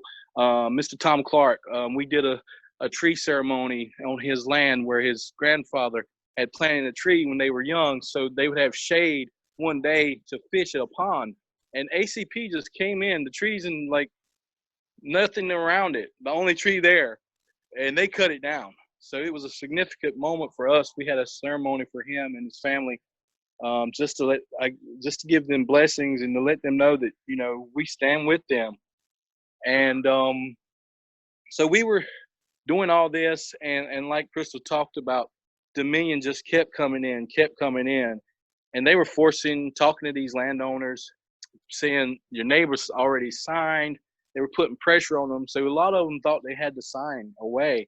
And that's what we try to do, is let them know that, you know, stand together, talk to your neighbor. Just because they say something to you and say your neighbor did this, go talk with your neighbor, get with your communities, start working with your communities, start working with your community leaders, start voicing it, asking them to show up. For us, I had the Lumbee. I'm Native American and part of the Lumbee tribe. And I started going to council meetings and trying to get council representatives just to put it in committee meetings, just to talk about it. So, and a lot of them wasn't aware. And this was 2 years after it had been talked about. So that was one of the biggest things we had to do. We had to ramp up our knowledge of the project and ramp up the spreading of the information that we had learned. And so that's what we did. And we've been fighting it. Now we have another issue here. We've got wood pellets coming, but we also got, like she said, the LNG plant, which is close to a predominantly Native American community, and a small elementary, predominantly Native American kids, Oxenine Elementary, that is in Wakulla, North Carolina. And so I think my reason for wanting to be on the call was to give hope to everybody fighting the MVP, and to kind of start now the discussions of what we can do to fight it together, because I know Crystal came down, many others came down that were not from this area, just came down to show support when we had marches, when we had rallies, when we had listening sessions, and everyone came to be a part and to fight things. And so I feel it's our duty now to go and help others fight the injustices and the consequences that come with the projects like the MVP, like the ACP, and the projects that aren't needed. To me, it's just corporate greed. To me, it's like, when is enough enough? You know, when can you not have enough to sustain, and why does it have to be more? And then my question to them is always, what's the value of life? Because you're affecting people's lives, and you could be killing people. And so, is making this money on this gas more profitable, more meaningful to you than a person's life or a family's life? So I just say to everyone today, keep up the good fight. I know there's a big challenge ahead of us, but I think if we fight together, we can overcome this project, and we can stop this one also, like we stopped the ACP. Thank you. Thank you so much, Robbie, for coming up here, and I agree with you. We need to unite. So now, hold on. I'm going to have to stop my share and then go back to the files to refresh. So we're going to have an intermission briefly for about 10 minutes, right, Desiree? Yeah, and I'll start talking a little about what we'll be doing during the intermission while you're reloading your screen. So I want to announce to you that we are going to go to at least 12:30, and we're probably going to go a little over. And as in Native tradition, it's very important for us to give time to talk about these issues and not rush things. So we do apologize if you have to go at 12:30. We hope you can stay, but this is also being recorded and will be accessed again on Facebook Live. So we hope you can stay with us as we go a little over today. And I want to share, we'll be doing a musical intermission. So if you need to take a bathroom break, get some food, get a snack, more coffee, water, whatever you need, feel free to get up and take that break, as well as our other speakers who are lined up if you need to take a break at this point and leave at this moment. We're going to be playing 2 videos so you can enjoy them during our intermission here. And these are both courtesy of Artivism Virginia and the Sun Sing Collective, who we are really grateful for their support of this event. The first video is To the River. It's a No Pipeline anthem written by Josh Vanna and performed by the Sun Sing Collective, who you saw earlier, also in BJ's video of Listen. So we'll start with them. And then the second video, which we'll play right after, is called Together We Are Stronger, and that's also produced by Artivism Virginia. So go ahead with it, Crystal. Thank you. And we'll see you back in about 10 minutes. Sorry.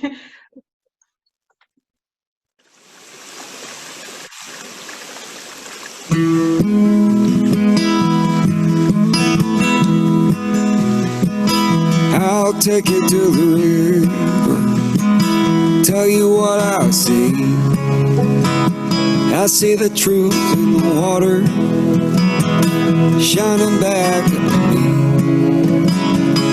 Everything in time, since the world began. Feel it breathing in the air, feel it buried in land.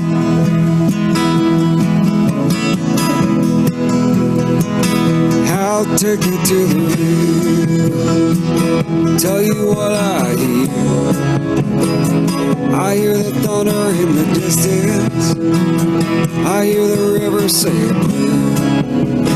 Here come that company man, here come that big machine, here come the murder of the mountain, here come the in-between.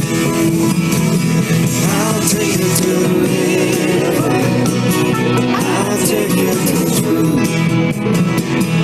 Every life is water running through you. What are you gonna hold to?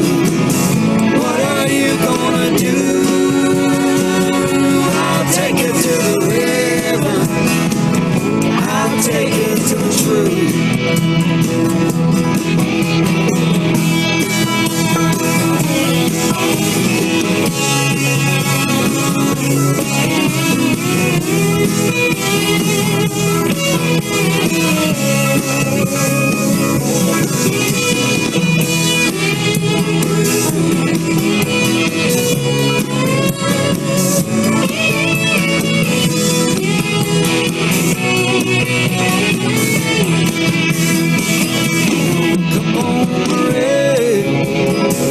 See the river come down, watch it carve through the country, roll right into town.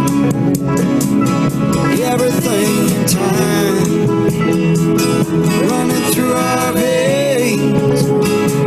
We got the river running through us, no river runs in vain. I'll take you to the river, I'll take you to the truth. Every life is a water running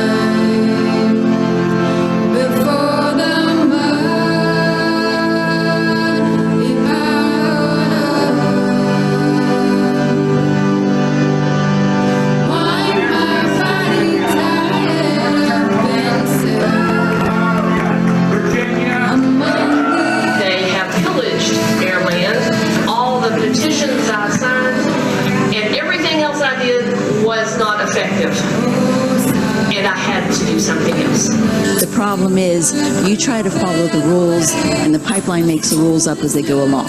My children were going to inhabit and be the stewards of this mountain. Traditionally, having an honor ceremony is something that you want to take time and do it correctly. How can these groups come together and do this in a way that is just and right, and making sure that we're uplifting voices of the indigenous communities that were once on this land?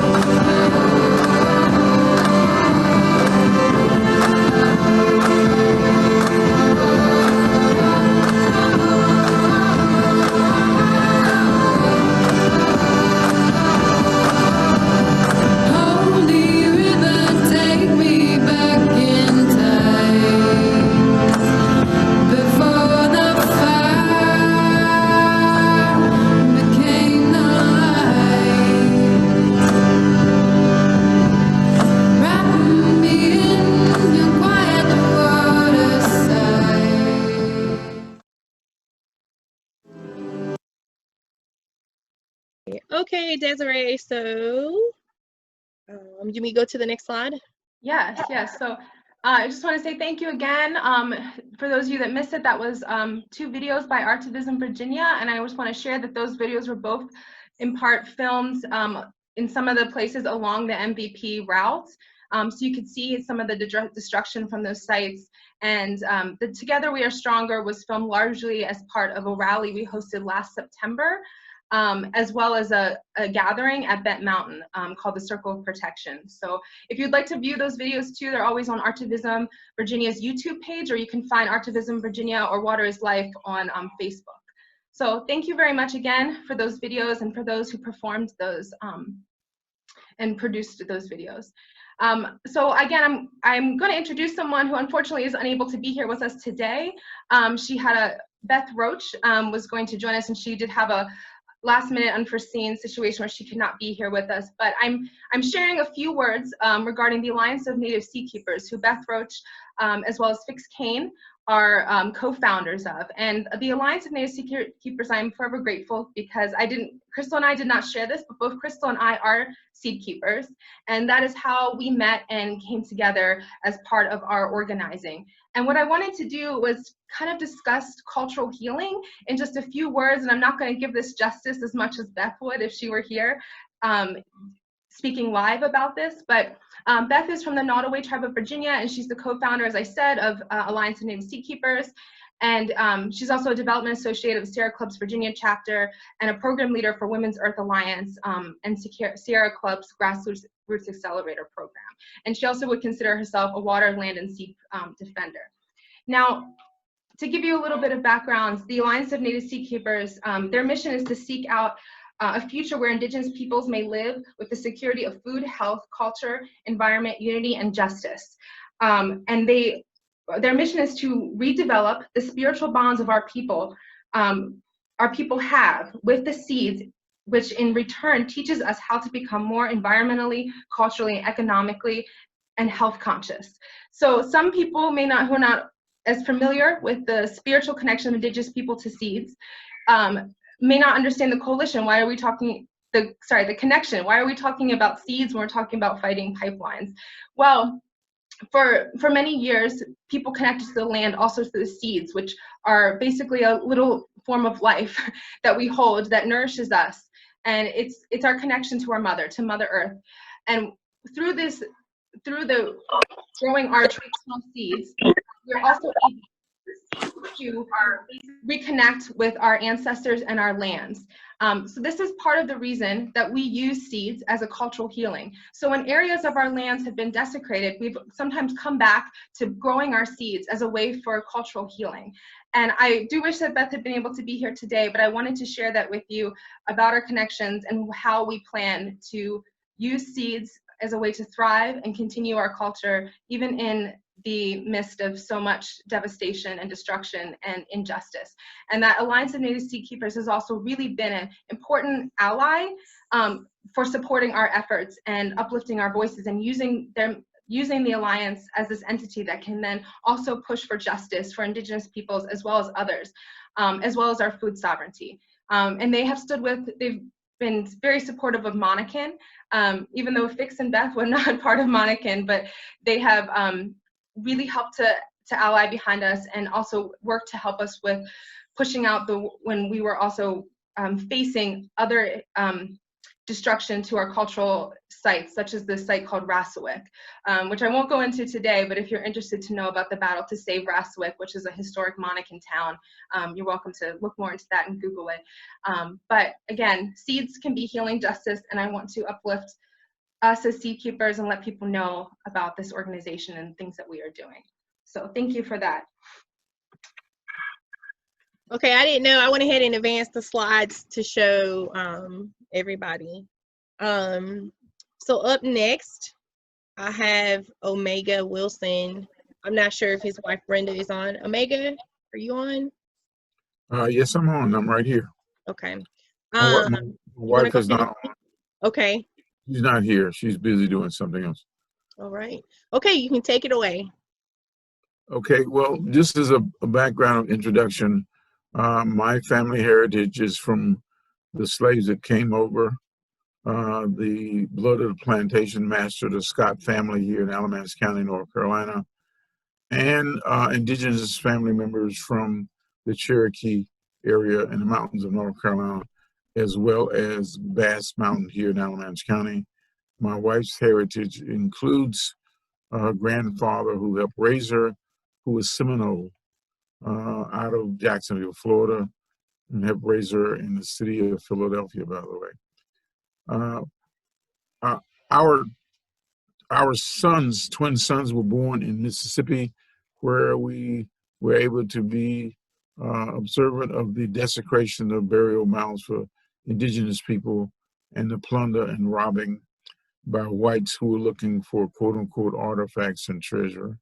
Our oldest son was born in Ohio in the presence of the last underground railroad station for slaves escaping to Canada. What I want to talk about is not specific to the Mountain Valley Pipeline. It's specific to the industrial growth and exploitation that's taking place. Our work with the Western Revitalization Association started in 1994. We're over 25 years old, and we dealt with the planned highway construction, very much like the pipeline construction, and it's all connected, and I'll talk about that in a second. highway construction to eliminate African American communities, West End, right where I'm sitting and talking to you. African American churches, cemeteries where people are buried today, dating all the way back to where slaves were buried during slavery over 200 and some years ago. So Crystal knows and Jason knows we have done work relative to highlighting this industrial destruction of homes, of churches, of burial sites. And our activity moved after 4 years of having meetings like this one in face-to-face and dinners and rallies with over 100 and some people in them for 4 years to filing administrative complaints under Title VI of the Civil Rights Act. That was a Civil Rights Act that Dr. Martin Luther King died and John Lewis died making a federal law. And C.T. Vivian, recent historic figures who passed away just a few days ago. One of the things that a lot of people are not getting is that the pipeline is a part of the major industrial park that is being built right beside where I'm sitting. It includes the largest Walmart distribution center in the United States, a $100 million facility, which is right beside Lidl, Lidl, which is another distribution facility out of Germany, $125 million right beside it, Babcock, and on and on and on and on. This area is the planned area of numerous industrial facilities coming from all over the world. It will eliminate thousands of acres of land. It has already started. It will go from Mebane in farmland. Some of it was originally owned by the Scott Plantation, the same ones my family came from. It produced 2 governors, Kerr Scott and Robert Scott, and a Senator Ralph Scott. This area is being developed as the largest mega industrial development on the East Coast of the United States, as an extension of the Research Triangle Park, which is research. This becomes industrial distribution. A lot of people are looking at the pipeline as a singular issue. It is not a singular issue. People who are on this call and the people who jumped off the call need to understand that this is an integrated activity. The highway is related to it. The industrial park is related to it. The terminus point for the Mountain Valley Pipeline is at the industrial distribution park, which is 7 miles long, right? That includes Walmart, etc. The corridor for the highway parallel to the corridor for 119. The 119 would come through Mebane. Part of it is being built right now. Our legal activity Department of Justice, starting all the way back in 1999, put it on moratorium for 16 years, not because of public protests, not because of rallies, but because of legal activities. It took us 4 years to get the message that our homes would be destroyed, our cemeteries would be dug up, and people will actually be physically removed from their property, bulldozed away after being in slavery for 400 years and after being, quote unquote, reconstructed for 150 years. We saved 70 some houses. We saved the cemetery. We lost the church, St. Luke Christian Church. You look at the link that I just put on, the original Weaver link, Western Revitalization Association, you will see St. Luke that was built by my ancestors and other freed slaves back in 1893. We saved some churches, but the construction path is continuing. 27 miles from Interstate I-85 corridor through Mebane and on through northern Alamance County and on through, of course, indigenous property, all of it is, on through Caswell County to Danville, Virginia, 20-some miles. It is a $1 billion corridor, just the construction of it. That's what we were told when it was planned. But now we expect the value of it to be probably 3, 4, even 10 times that much. That does not include the growth and development. I think someone was saying earlier, I think Goins was saying earlier, that why are people continuing to do this? It has to do with money. Along this 27-mile corridor in one of the poorest areas of the state of North Carolina through Caswell County, it will be identified as a new area for Holiday Inns, for McDonald's, for Wendy's, for hotels, restaurants, playgrounds, subdivisions. And the intent is not to pay indigenous people or African American people who've been living on this land. The growth and development is key. Our success in actually pushing those things back is identified in another link on the website that I just shared because of some tools we use called citizen science, community-owned and managed research model where we collect the data and we seek funding to manage the data in order that the data be used for compliance based on what science says now.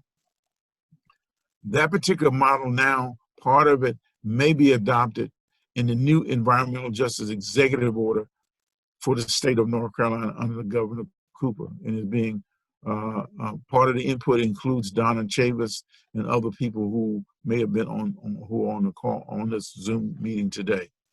Some of it is being recognized and reviewed by the American Public Health Association, which is the largest public health association in the world, over 25,000 members. It's over 100 and some years old, dating back to the 1800s.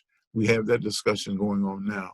We also have the discussion of how to use tools developed by community groups like Indigenous, like Latino, like African American, like diverse racial groups, to push back using laws that are in place and also create new laws.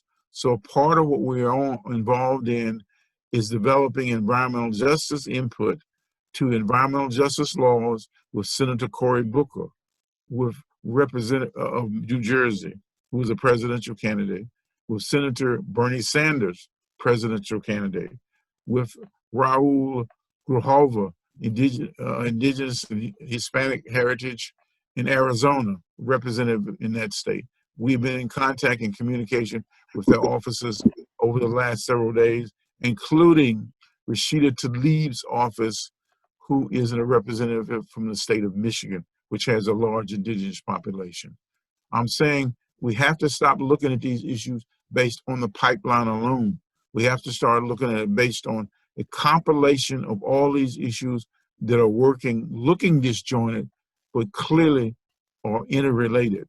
I've already spoken with Crystal and other legal supporters about the asphalt plants and the granite plants in southern Alamance County and in the area of Pleasant Grove where Jason and Crystal live, that will be supportive industry to build the highway. They're already being pushed on, just like the work is already being done here. We have saved some homes, we've gotten some things done, but we still have a whole lot of work to do. If you have any questions of me, I'll be glad to share them.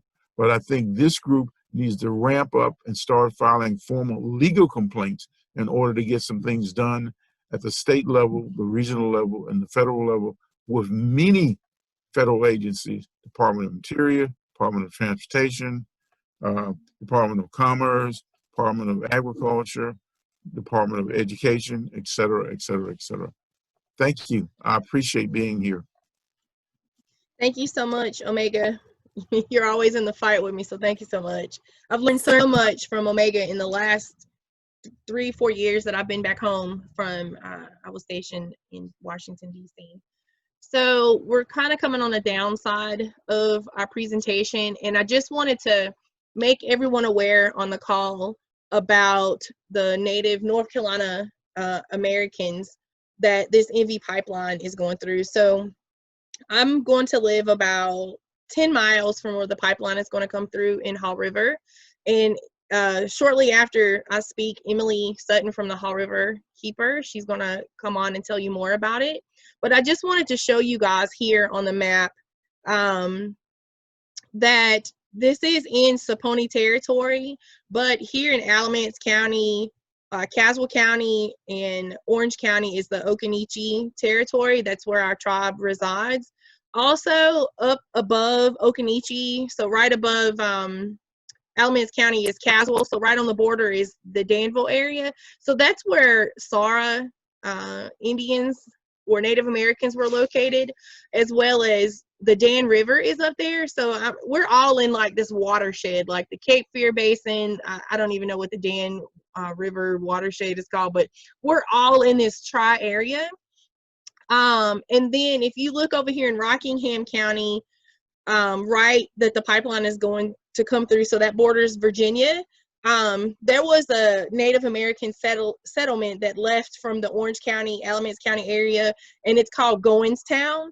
And they had a Native American school established up there. There's still Native Americans that live in that area. Over here in this area, the Sissepahaw, where the MVP Southgate will not be built. It's not going to be built, but the Sissepahaw, the Shakori, and the Eno and the Kiawe, they were all kind of like just in these little territories together. So again, we're all Eastern Siouan Confederacy, like we're all like sister tribes to each other. Again, we didn't have borders. So hold on one second. Okay, so these are just some activists. Like I've been out speaking different activism things that's been happening here in the all across North Carolina, just to try to raise awareness, because my goal is education. People in the community, they have to be educated about Native Americans, that this pipeline is going to come through. Again, we're not as plentiful as the Lumbee. We have smaller numbers, but again, we all have to work together and unite. And so this here is the Haw River. So this is the river that I am protecting. So this is right around the Red Slide Park. And last year I went on a paddle with the Haw. It was the Haw River Assembly and the Sierra Club. They put this on. Now I don't like kayak, so I'm in this canoe with Casey Toth and Francisco. He's like the best water person. So I'm a canoe person. So I have my own canoe and I will be canoeing on the Haw River very soon. So do you see this? This is very beautiful, a river that this is going to destroy, and this cannot destroy. So Emily, are you on here? Are you ready? Yes, I'm on here and I'm ready. Can you guys hear me? Yep, I can hear you. Okay. So I'm Emily Sutton. Thanks for the introduction, Crystal. This has been a really powerful rally today. So thanks for having me here. I'm Emily Sutton, the Haw River Keeper at Haw River Assembly, and we found out about the MVP Southgate proposal about 2 years ago now. So I'm just going to give a quick update on what the status of the MVP Southgate extension is now and what we've done so far, and then give you guys an update on what we can do in the coming weeks to hopefully stop this pipeline project. So right now, the Federal Energy Regulatory Commission has granted the certificate of necessity. That's the permit that allows them to move forward with the project. But that project's been granted conditionally. And so some of those conditions include waiting out any legal challenges that the MVP mainline is experiencing. So right now the MVP mainline is under a stop work order. They have several legal challenges that they're facing right now. They've had over 400 water quality violations. So there's a lot that's holding up that mainline project. And so this FERC certificate for the Southgate extension, it can't move forward and be approved without the approval of that MVP mainline. So all of these fights are connected. So now in North Carolina, we are up against a deadline for North Carolina Department of Environmental Quality to approve or deny the 401 certificate. So that 401 certificate allows these pipeline projects to cross waterways. So without this project, or without that permit, that 401 permit, you can't have a pipeline project. So this is really where the buck stops in North Carolina, is the 401 certificate. DEQ has denied that permit once, and then MVP reapplied and DEQ requested more information 2 separate times. So August 18th is the final deadline for Department of Environmental Quality to make an approval or denial of that 401 permit. In their most recent requests for more information, DEQ cited a lot of concerns with the MVP mainline. So they listed out issues that or concerns that they had about the MVP mainline being under a stop work order, all of the water quality violations. They asked for updates on any legal challenges. And MVP mainline or MVP Southgate representatives responded and tried to argue that DEQ didn't have the authority to think about those underlying factors with the mainline because this is a separate project. But like we saw with the ACP, there were a lot of legal challenges and a lot of financial strain on the ACP investors, and we're seeing that same thing play out with the MVP mainline. So when the MVP mainline meets the same end as the ACP, if this Southgate project is approved, this would be an orphaned pipeline infrastructure project because this extension is dependent on that MVP mainline project. So right now we're asking everyone to submit comments, and we have talking points on our website. So submit comments to DEQ to ask them to deny that 401 permit by August 18th, which is their deadline, because this MVP mainline project may meet the same fate as the ACP. That's what we're hoping for, and that's what we're fighting for. So our deadline is, again, August 18th, to get in as many comments as we can to put pressure on DEQ and Secretary Michael Regan to make sure that this project doesn't go forward. All right, perfect. Thanks, Emily.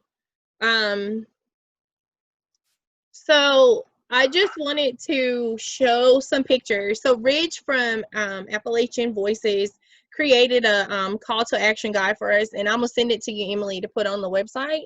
After this slide, I have a few call to actions because we really want to focus on this August deadline.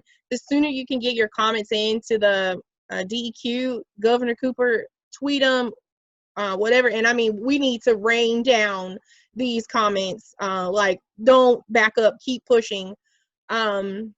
This is going to take a united effort for all of us to work together. So here's some information that Rich put together. So call DEQ, Secretary Reagan, his deputy Sheila Holliman, deny the 401 water quality permit. There's his email address. There's his special assistant.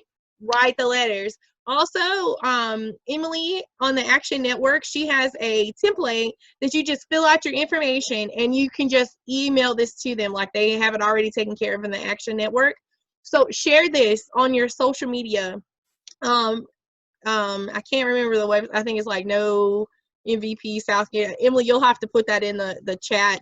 But I'm telling you, if you Google No MVP Southgate Extension, you will find the Haw River Assembly and the No MVP website, as well as Appalachian Voices. Everybody has all of that information. So again, this is going to take a united effort from all across the state, across state lines, West Virginia, Virginia. Everybody has got to band together because this is very important.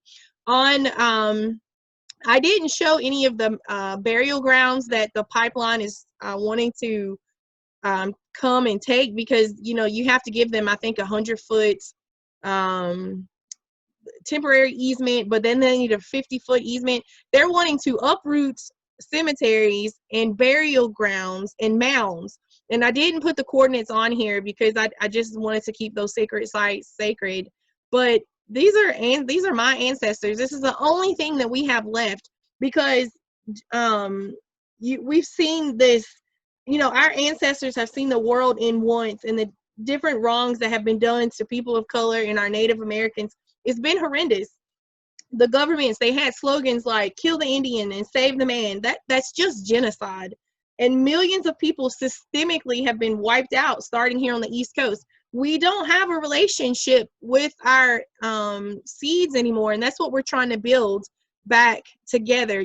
Building these indigenous gardens and getting people related back to their culture so they can start to embrace it. Our ancestors had to hide because we were literally being wiped out. If we were not being killed, we would be rounded up and sent to boarding schools. And you know, that's how our culture and our people survived, because we just had to blend in and assimilate.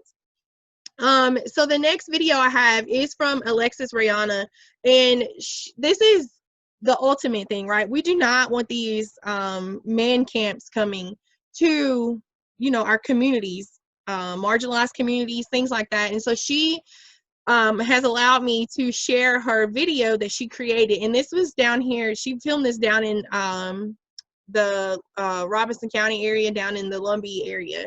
So please watch this video, Keep My Memory, featuring Charlie Lowry.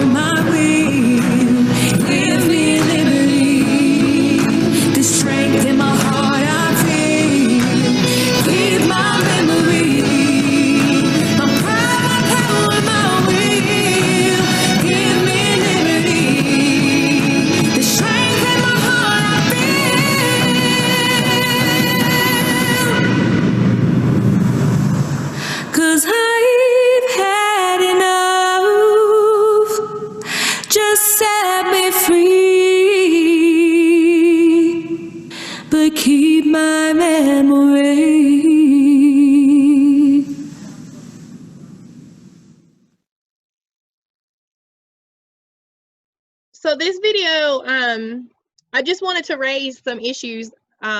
This video again was about missing murdered Indigenous women, and I feel that if we can raise the voice of our women, especially Native American women who go missing at a very high, disproportionate rate. If we can raise the invisibility of Indigenous women, then we can raise awareness for all women who go murdered or missing. So I'm telling you, this pipeline is dangerous.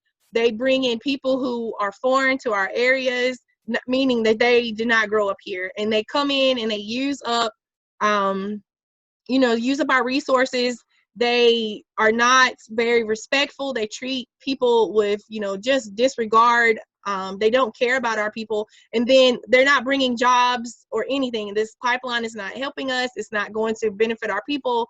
And so it just all ties together. And so I'm putting a call out to all Indigenous activists and voices to unite together to help us stop this pipeline. So thank you so much. Desiree, you want to take it from here? Sure, I can. And for those of you that are not familiar with the missing and murdered Indigenous women, Google it. The statistics are real, and it often happens at fossil fuel development projects. And I wanted to share that the red dress is significant to that movement, and you'll see that over and over again. It's called the Red Dress Project, so please educate yourself on it and figure out how to get involved with the missing and murdered Indigenous women. And we see high rates of women going missing or who murdered or who are victims as a result of fossil fuel infrastructure and other development projects that impact Indigenous communities. So next I'd like to transfer us take us back from North Carolina and into Virginia. And we have Crystal Mello and Mara Robbins who are here, and they have been doing work with the tree sitters. I want to give a shout out to the tree sitters. We're going to be showing a couple videos and also hearing from them about how we can support them. And then I won't say too much here because I want to hear from these two wonderful women. But the tree sitters have been holding down a barricade for a very long time at Yellowfinch, and we also had tree sitters at Bent Mountain. And we're going to talk a little more about this, but it's very important to understand that legal actions and everything that we're calling you to do today to protect our waterways and what the attorneys are doing as filing lawsuits is important. But the other end of it is people taking direct action, like those who did so at Standing Rock. They provide us with the time to make these legal actions and to ultimately win this fight. So now I'm going to hand it over to Mara and Crystal. I'm not sure which one of you is going to speak first, but to share the stories of these tree sitters and what they're doing to help fight Mountain Valley Pipeline in Virginia. Hi, friends. Crystal, are you here? I hope Crystal's able to join us. Rural internet service, friends. It's awful. Hi, thank you. There you are. Oh, good. So I put the video that Crystal made last year into the Facebook Live chat so y'all can watch it.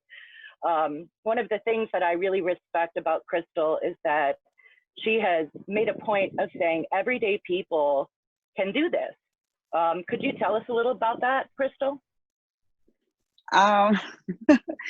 It is everyday people, I think, that is going to make the change. It's not going to be one group or another, but a whole bunch of us together, standing up and fighting and pushing for all the right. Absolutely. And I just want to point out that we have had aerial resistance in Southwest Virginia since February of 2018. So the first tree sits were on the top of Peters Mountain, right where the pipeline would have bored through the mountain from West Virginia into Virginia. And there were two tree sits that went up at the top of Peters Mountain way back then, about 2 months after the Virginia DEQ awarded the 401 permit. And then there was a monopod that blocked the Forest Service Road. And about a month after that, my dear friend Red Terry and her daughter Minor Terry climbed up in a tree on their own property in Bent Mountain. There were also tree sits in Franklin County, and the Yellowfinch blockade in Elliston, Virginia has been in place since September of 2018. Am I right about that, Crystal? Because Crystal lives in Elliston, so she's been on the ground from the beginning. Yes, we're getting ready to have 2-year anniversary in September, the 1st of September. Yep, 2 years in the trees.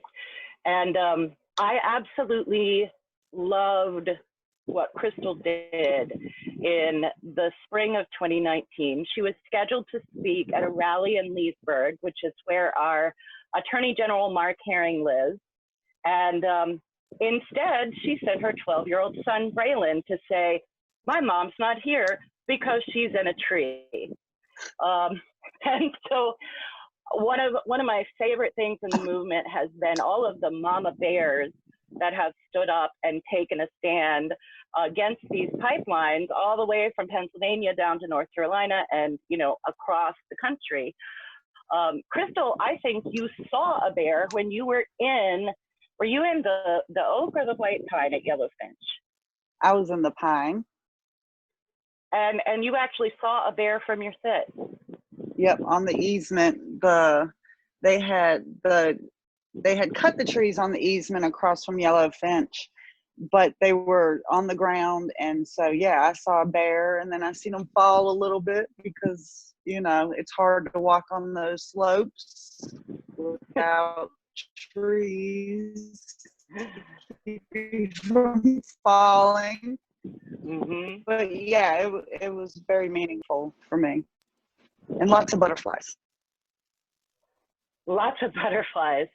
Well, I believe strongly in direct action, and I think direct action can take many forms, and it takes a diversity of tactics to defeat these projects. We have been fighting the Mountain Valley Pipeline in Virginia since July of 2014. So 6 years we have fended it off, and that's thanks to everyone, every single everyday person who has shown up, all of the wonderful folks like Crystal Mello, and, you know, people who have literally put their bodies on the line. I believe there's a raging granny who did that as well. I'm looking at Liv here in the Zoom meeting, which is just extraordinary. And these people also help our friends who are lawyers to, you know, give them time in the courts. And I truly believe that together we can win this, and we will win.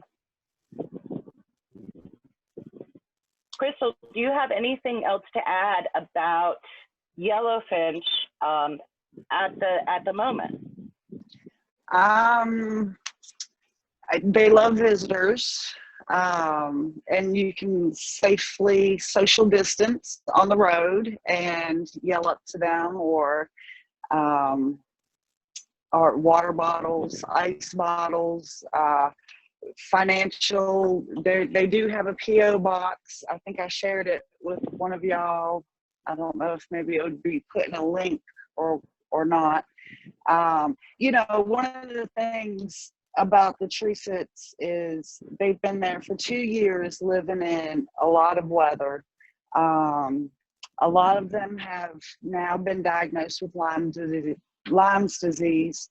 I kind of want to cry because just living on a hill like that and putting your body on the line and taking blows like Lyme disease, that could be a lifelong thing for these. I say kids because I'm also a grandmother, so I feel like anybody below 30 is a kid. You know, it's just it's a lot. It's a lot. It's a lot on the body. And so I say financial donations because they don't get paid to do this. There are doctor bills each time they go to get checked for Lyme disease. You know, without insurance, it's, I'm sure, at least $125, because that's what it is for me. And then the medication. That's just one of the things, you know, one of the things I don't think people realize. But it's when every time I leave there, I feel inspired, I feel uplifted, I feel like, what can I do next, or something like that. And I'm also a single mom, and I get it's very hard to prioritize things. Behind the sign is a messy living room. You know, it's, you just, just an hour every couple of days to some kind of fight, whether it be jail reform or any of these things. I just encourage women to get involved, moms to get involved, anybody to get involved, really. But I just speak from a mom's point. I love seeing other mothers out there, you know. And we are going to have a 2-year anniversary soon. So stay tuned to maybe Appalachians Against Pipelines. Maybe there'll be an event made for that. And it would be a great time for folks to come out and just see what the future holds. Absolutely. Thank you so much, Crystal. And I just want to point out that Crystal lived in a tree for 3 days. And that was as long as she could afford to take off work. And if you live near these sits, you don't have to climb up in the tree. You can take a lasagna. They would appreciate that so much. And it's really all of us working together to do whatever we can in solidarity with each other. I wanted to show you a solidarity banner that we made here in Richmond. I don't know if you can see this here, but this was solidarity with the murdered and missing Indigenous women's movement and with the Wet'suwet'en tribe back in the winter when we still gathered a lot more in person. You know, we're all in this together. And I'm so grateful to you, Crystal and Desiree, for putting together this presentation. I have learned so much, and I know everybody here has learned so much. And once I finish talking, I will put more links into the Facebook Live chat so that we can learn even more as we watch this after it's over. Okay. Do you want me to play the video, Desiree? Yeah, yes. Before you play the video, I want to apologize. I did put the P.O. box in, but it looks like it didn't update when I was updating my slides. It could have been because of my poor internet. So the P.O. box that Crystal was mentioning, and Mara, if you could also put this into the Facebook Live, is P.O. Box 806, Elliston, Virginia, 24087. And you can send, this is a P.O. box you can use to send the tree sitters support. Monetary donations, they're, you know, they always need them. Food donations, I mean, you can't send food in the mail, don't do that, but unless it's a canned good or something. But or as I mentioned, you can bring things to them, and sometimes they've been here at winter, all weather, all seasons. So, you know, clothes and outdoor clothes that are, you know, are also donations they've taken in the past. And also really encourage you to connect. If you want to find out other ways you can support, connect with Appalachians Against Pipelines. There's a link included. It's Appalachians Against Pipelines at protonmail.com. And Mara, thank you so much for monitoring our chat in Facebook Live. She's going to add all that information for how you can get involved and support our tree sitters. So thank you so much for Crystal and Mara for sharing this. And we're now going to cut to a video of the tree sitters that they filmed for us just yesterday, and we didn't know if we could get it from them because again, internet is poor there. But thank you for Crystal and Mara for helping out with this. Yeah. Okay, let me start over. Thank you. Haseo. My name is Tika, and we are here at the Yellowfinch Tree Sits, blockading the Mountain Valley Pipeline. And we are continuing a fight that was begun at Standing Rock, continued at Bella Wells and Lulavie, and is continuing also with folks at Wet'suwet'en. And we stand in solidarity with all indigenous folks and black folks fighting against white supremacy and against imperialism. We stand for land reparations and for monetary reparations to black and indigenous folks. And we're not going anywhere. We're still blockading, we're still here. I think it's been about 700 days, or will soon be. And we're here to protect biodiversity, we're here to fight climate change, and we're here especially to fight white supremacy, anti-blackness, and anti-indigenous sentiment. So again, we're not going anywhere, and stay tuned.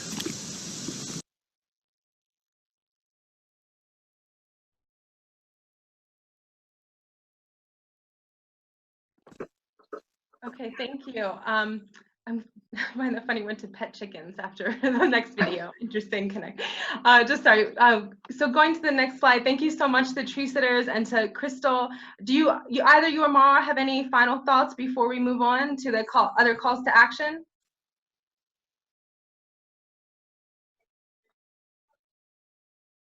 Thank you so much for showing up here, and please continue to show up in whatever way you can.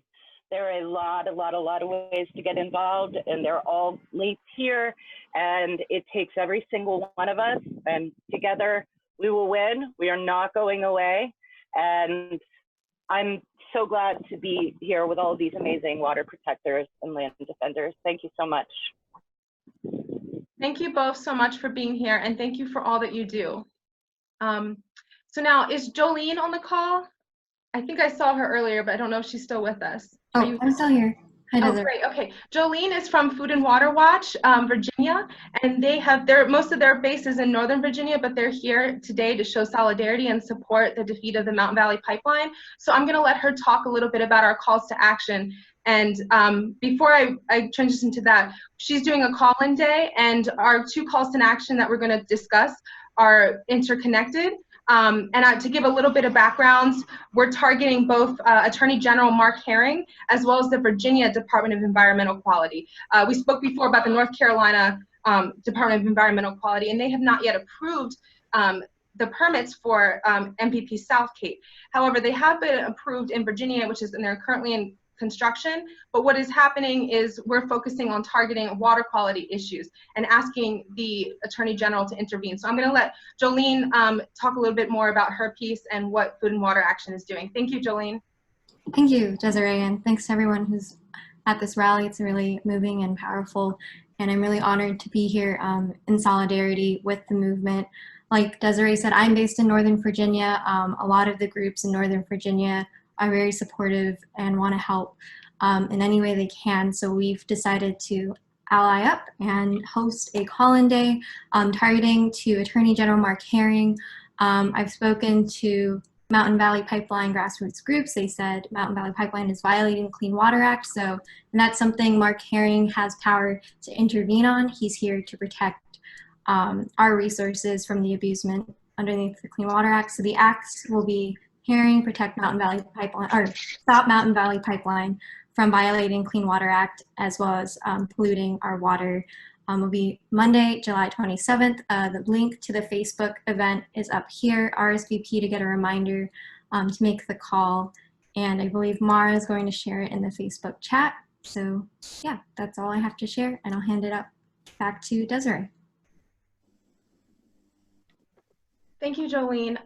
And to again reiterate, so I want to give a little bit of background, is that the water quality photos I showed you in the past, there were over 300 violations submitted by citizen monitors, mostly, that were submitted and as part of a consent decree that happened last year, where Attorney General Mark Herring's office filed a suit, and they eventually came to a settlement where they were forced to pay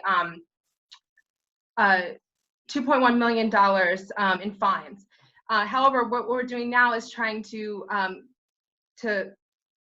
look at this consent decree and call on Mark Herring's office to say they're still not meeting this consent decree. We're still seeing these violations.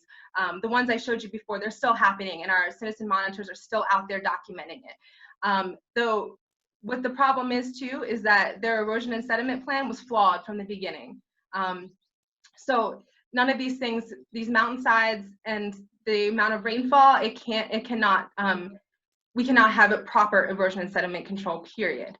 Additionally, the consent decree also had a few other type points, and you'll see this in this next call to action to Virginia DEQ. So Virginia DEQ is also a regulatory agency, and they're also responsible for enforcement. So we're Mothers Out Front. We have a page, and I don't know, Crystal, if you could just click on the link quickly so I can show the page and the I think, oh, that was actually, I think, the wrong link, but there's another one at the top, Department of Environmental Quality. It's the first one. Okay, yes. So the Tell Virginia Department of Environmental Quality to protect our water and public health. So we're calling on Virginia DEQ to uphold this consent decree. As part of the consent decree, public health is also a priority, and that they hold the right to intervene if public health is threatened. And I wanted to highlight the fact that when we talked about transient workers and man camps, MPP doesn't have exactly man camps, but they do have a large concentration of transient workers coming into an area. They often rent out campgrounds or live in hotels in Roanoke. All these workers coming into these communities, they could be also spreading COVID-19 to communities that are underserved medically. The MPP has a very poor record of actually protecting workers' rights too. Along the pipeline, we've seen heavy machinery flip over because it was being driven up steep mountainsides. And we have very rarely witnessed any workers that are still on site practicing social distancing or wearing masks. And what threat could this have to our communities? Well, you know, Roanoke is already seeing a spike in our COVID-19 cases, and Southwest Virginia has especially some of the rural areas, have really high populations of elderly who are at high risk to COVID and very few ICU beds. We don't have the medical infrastructure in rural communities that other more populous areas may have. So we are at high risk if these communities get hit really badly.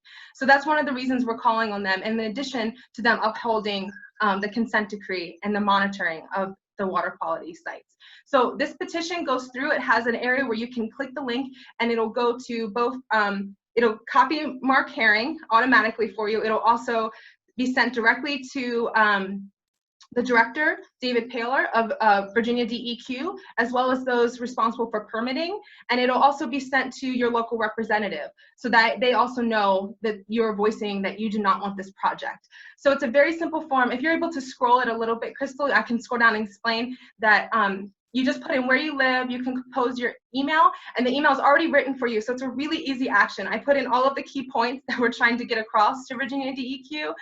You're welcome to edit them yourself too and add your own personal story. We always encourage people to do that.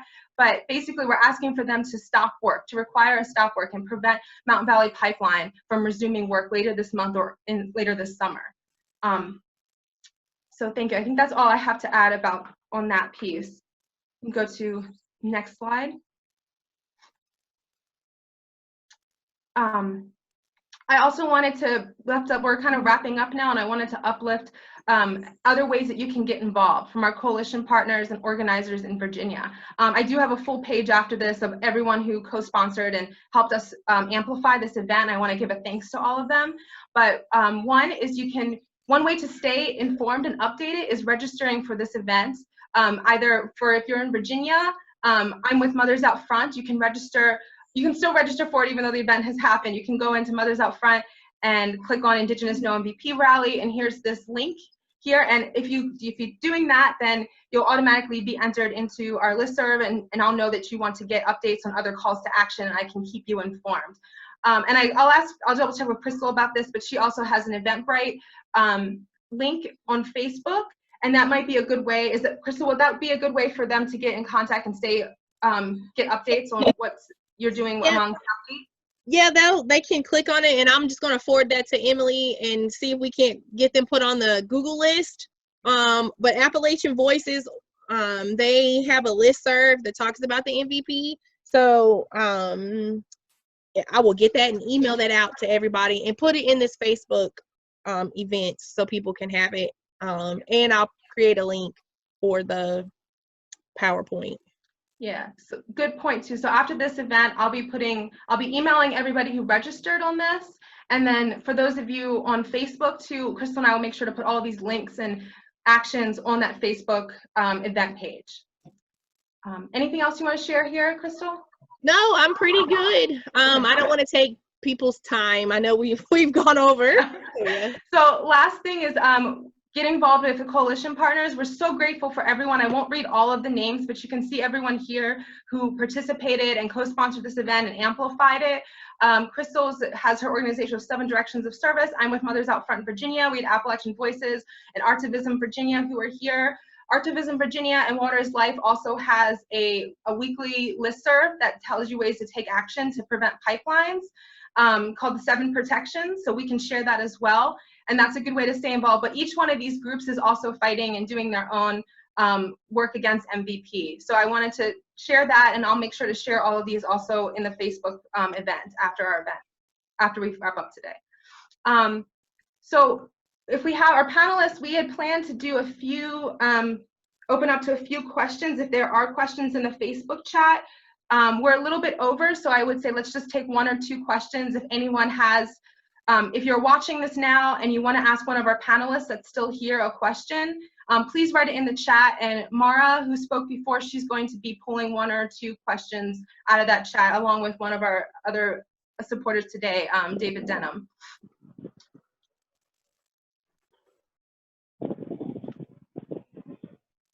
And while we're waiting for questions, can you go to the last slide, Crystal? So I can just... I think that it may be best to answer the questions in the chat, since I'm not seeing any questions. I'm seeing a whole lot of feedback. This was an important, illuminating, and powerful event. Thank you for that, Suzanne Keller. And I agree. This has just been phenomenal to be involved with. I've learned so much. I feel so inspired and empowered to keep fighting. And that's something after 6 years. So I believe that I still don't see any questions, but I believe that the last thing we are going to play today, are we at the end, Desiree? We are at the end. I'm going to say one last thing, and then yes, we'll move to you to introduce that last, our closing. Can you go back one slide, Crystal? Yep. Thank you. So I just wanted to say our final thoughts is biwa, bilahu. That's thank you or good, and that's how we often say that in Eastern Suean. And in our Yesan language. So thank you for attending, and please help spread the word. Use these hashtags, share the videos that we saw, and thank you all so much. We will win. And we will close and leave you with this documentary, Fire on the Mountain, which I'm gonna let Marl talk for a minute about before we share it. And as we show this documentary, we're all gonna go off screen, but it's there for you to watch as closing or watch on your own time. So thank you so much for being here and joining us today. Thank you, Desiree. Thank you, Crystal. Thank you. So what I'm holding up here, if you can see me, are 36 Bottom Creek water flags for the 36th times the Mountain Valley Pipeline wants to cross Bottom Creek. And I was fortunate to be a camp supporter at Camp Wanga, which stands for We Are Not Going Away, and that was Red Terry Camp. You may be familiar with Stand with Red. And this video that is coming up here was produced by Virginia Artivism or Artivism Virginia, and is just one of the most incredible pieces of work I have seen on this fight. So thank you all for being here. Keep protecting our water, keep fighting back. We will win. And this is Fire on the Mountain.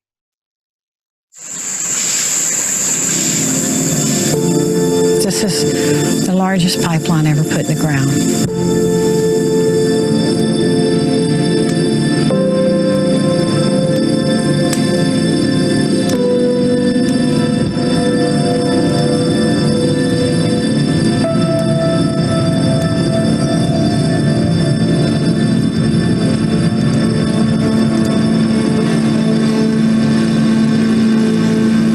If this blows, everything's dead in 2.5 miles.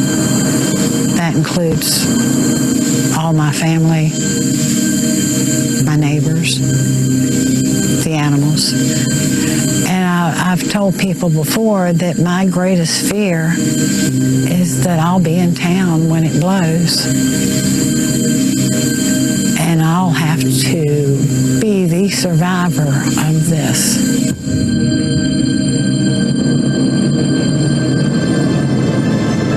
You've got this huge shale oil field that you're extracting gas from.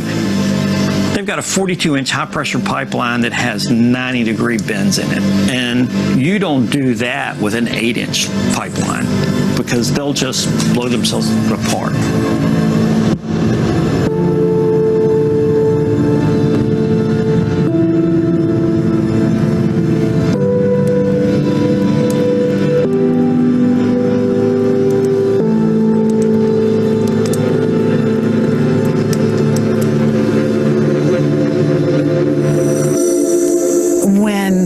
Came through and cut my trees. Oh God, it was like a knife in the heart for every tree that I heard fall. My tree sits right here. This is where I lived for 34 days. Had my drywall bucket on the side with a toilet seat. I had my food over here. I had not much else. Yellow tape and workers surround the makeshift treehouse of a 61-year-old protester called Red. The Mountain Valley Pipeline. It's a shell company. It's a stack of paperwork. should anything go wrong with this pipeline, they'll cease to exist, and however long it takes to write up the paperwork to dissolve a company. And then they will not be held responsible for anything because they will no longer exist. When they announced the pipeline coming through, it was just such a kick in the teeth, and it's just this feeling like they're snatching up all these beautiful places because it's easy. I don't think they really understood how much disruption and suffering they're going to bring to people up here, and how people up here are pretty banded together, and they're not going to stand up for it.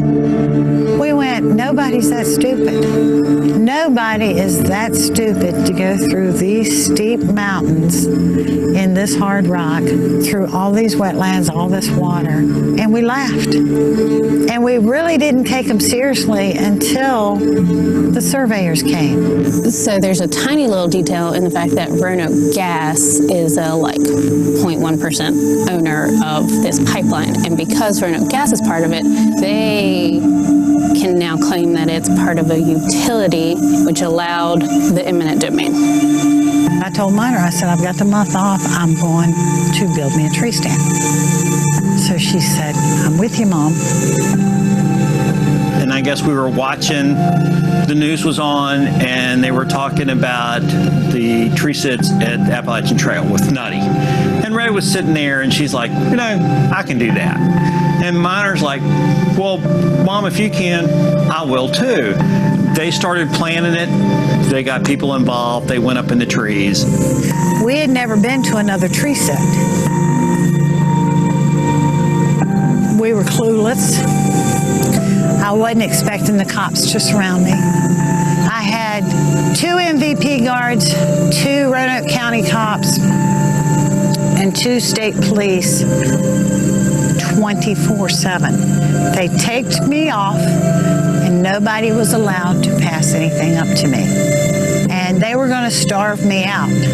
Roanoke County caved, and we were told that we would be delivered meals. And those meals turned out to be 2 bologna sandwiches, 2 cookies, a bag of juice, and that was breakfast, lunch, and dinner.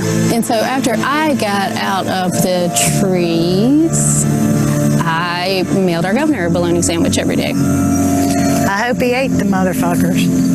This is our home. You can't come in and take away people's home, property, and farms and not expect people to resist. We rallied people, and I would spend my time in the tree all over again. It was worth it. They don't want you to band together, because once you band together, once you become a force, you realize that there's this whole big community of people that are also opposed to these pipelines. I don't like being walked all over, and I've never liked being walked all over. I wasn't going to let them walk all over us.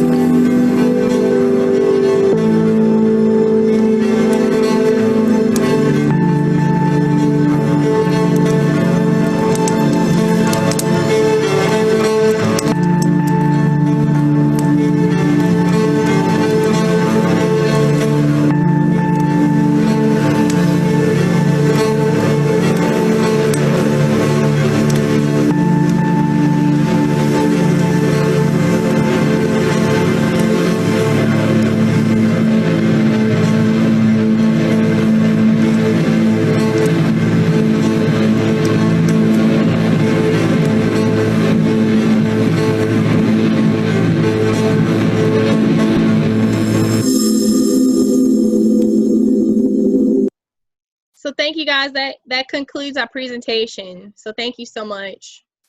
I'm going to end the live stream, and I'm going to save this recording so we can share it, okay?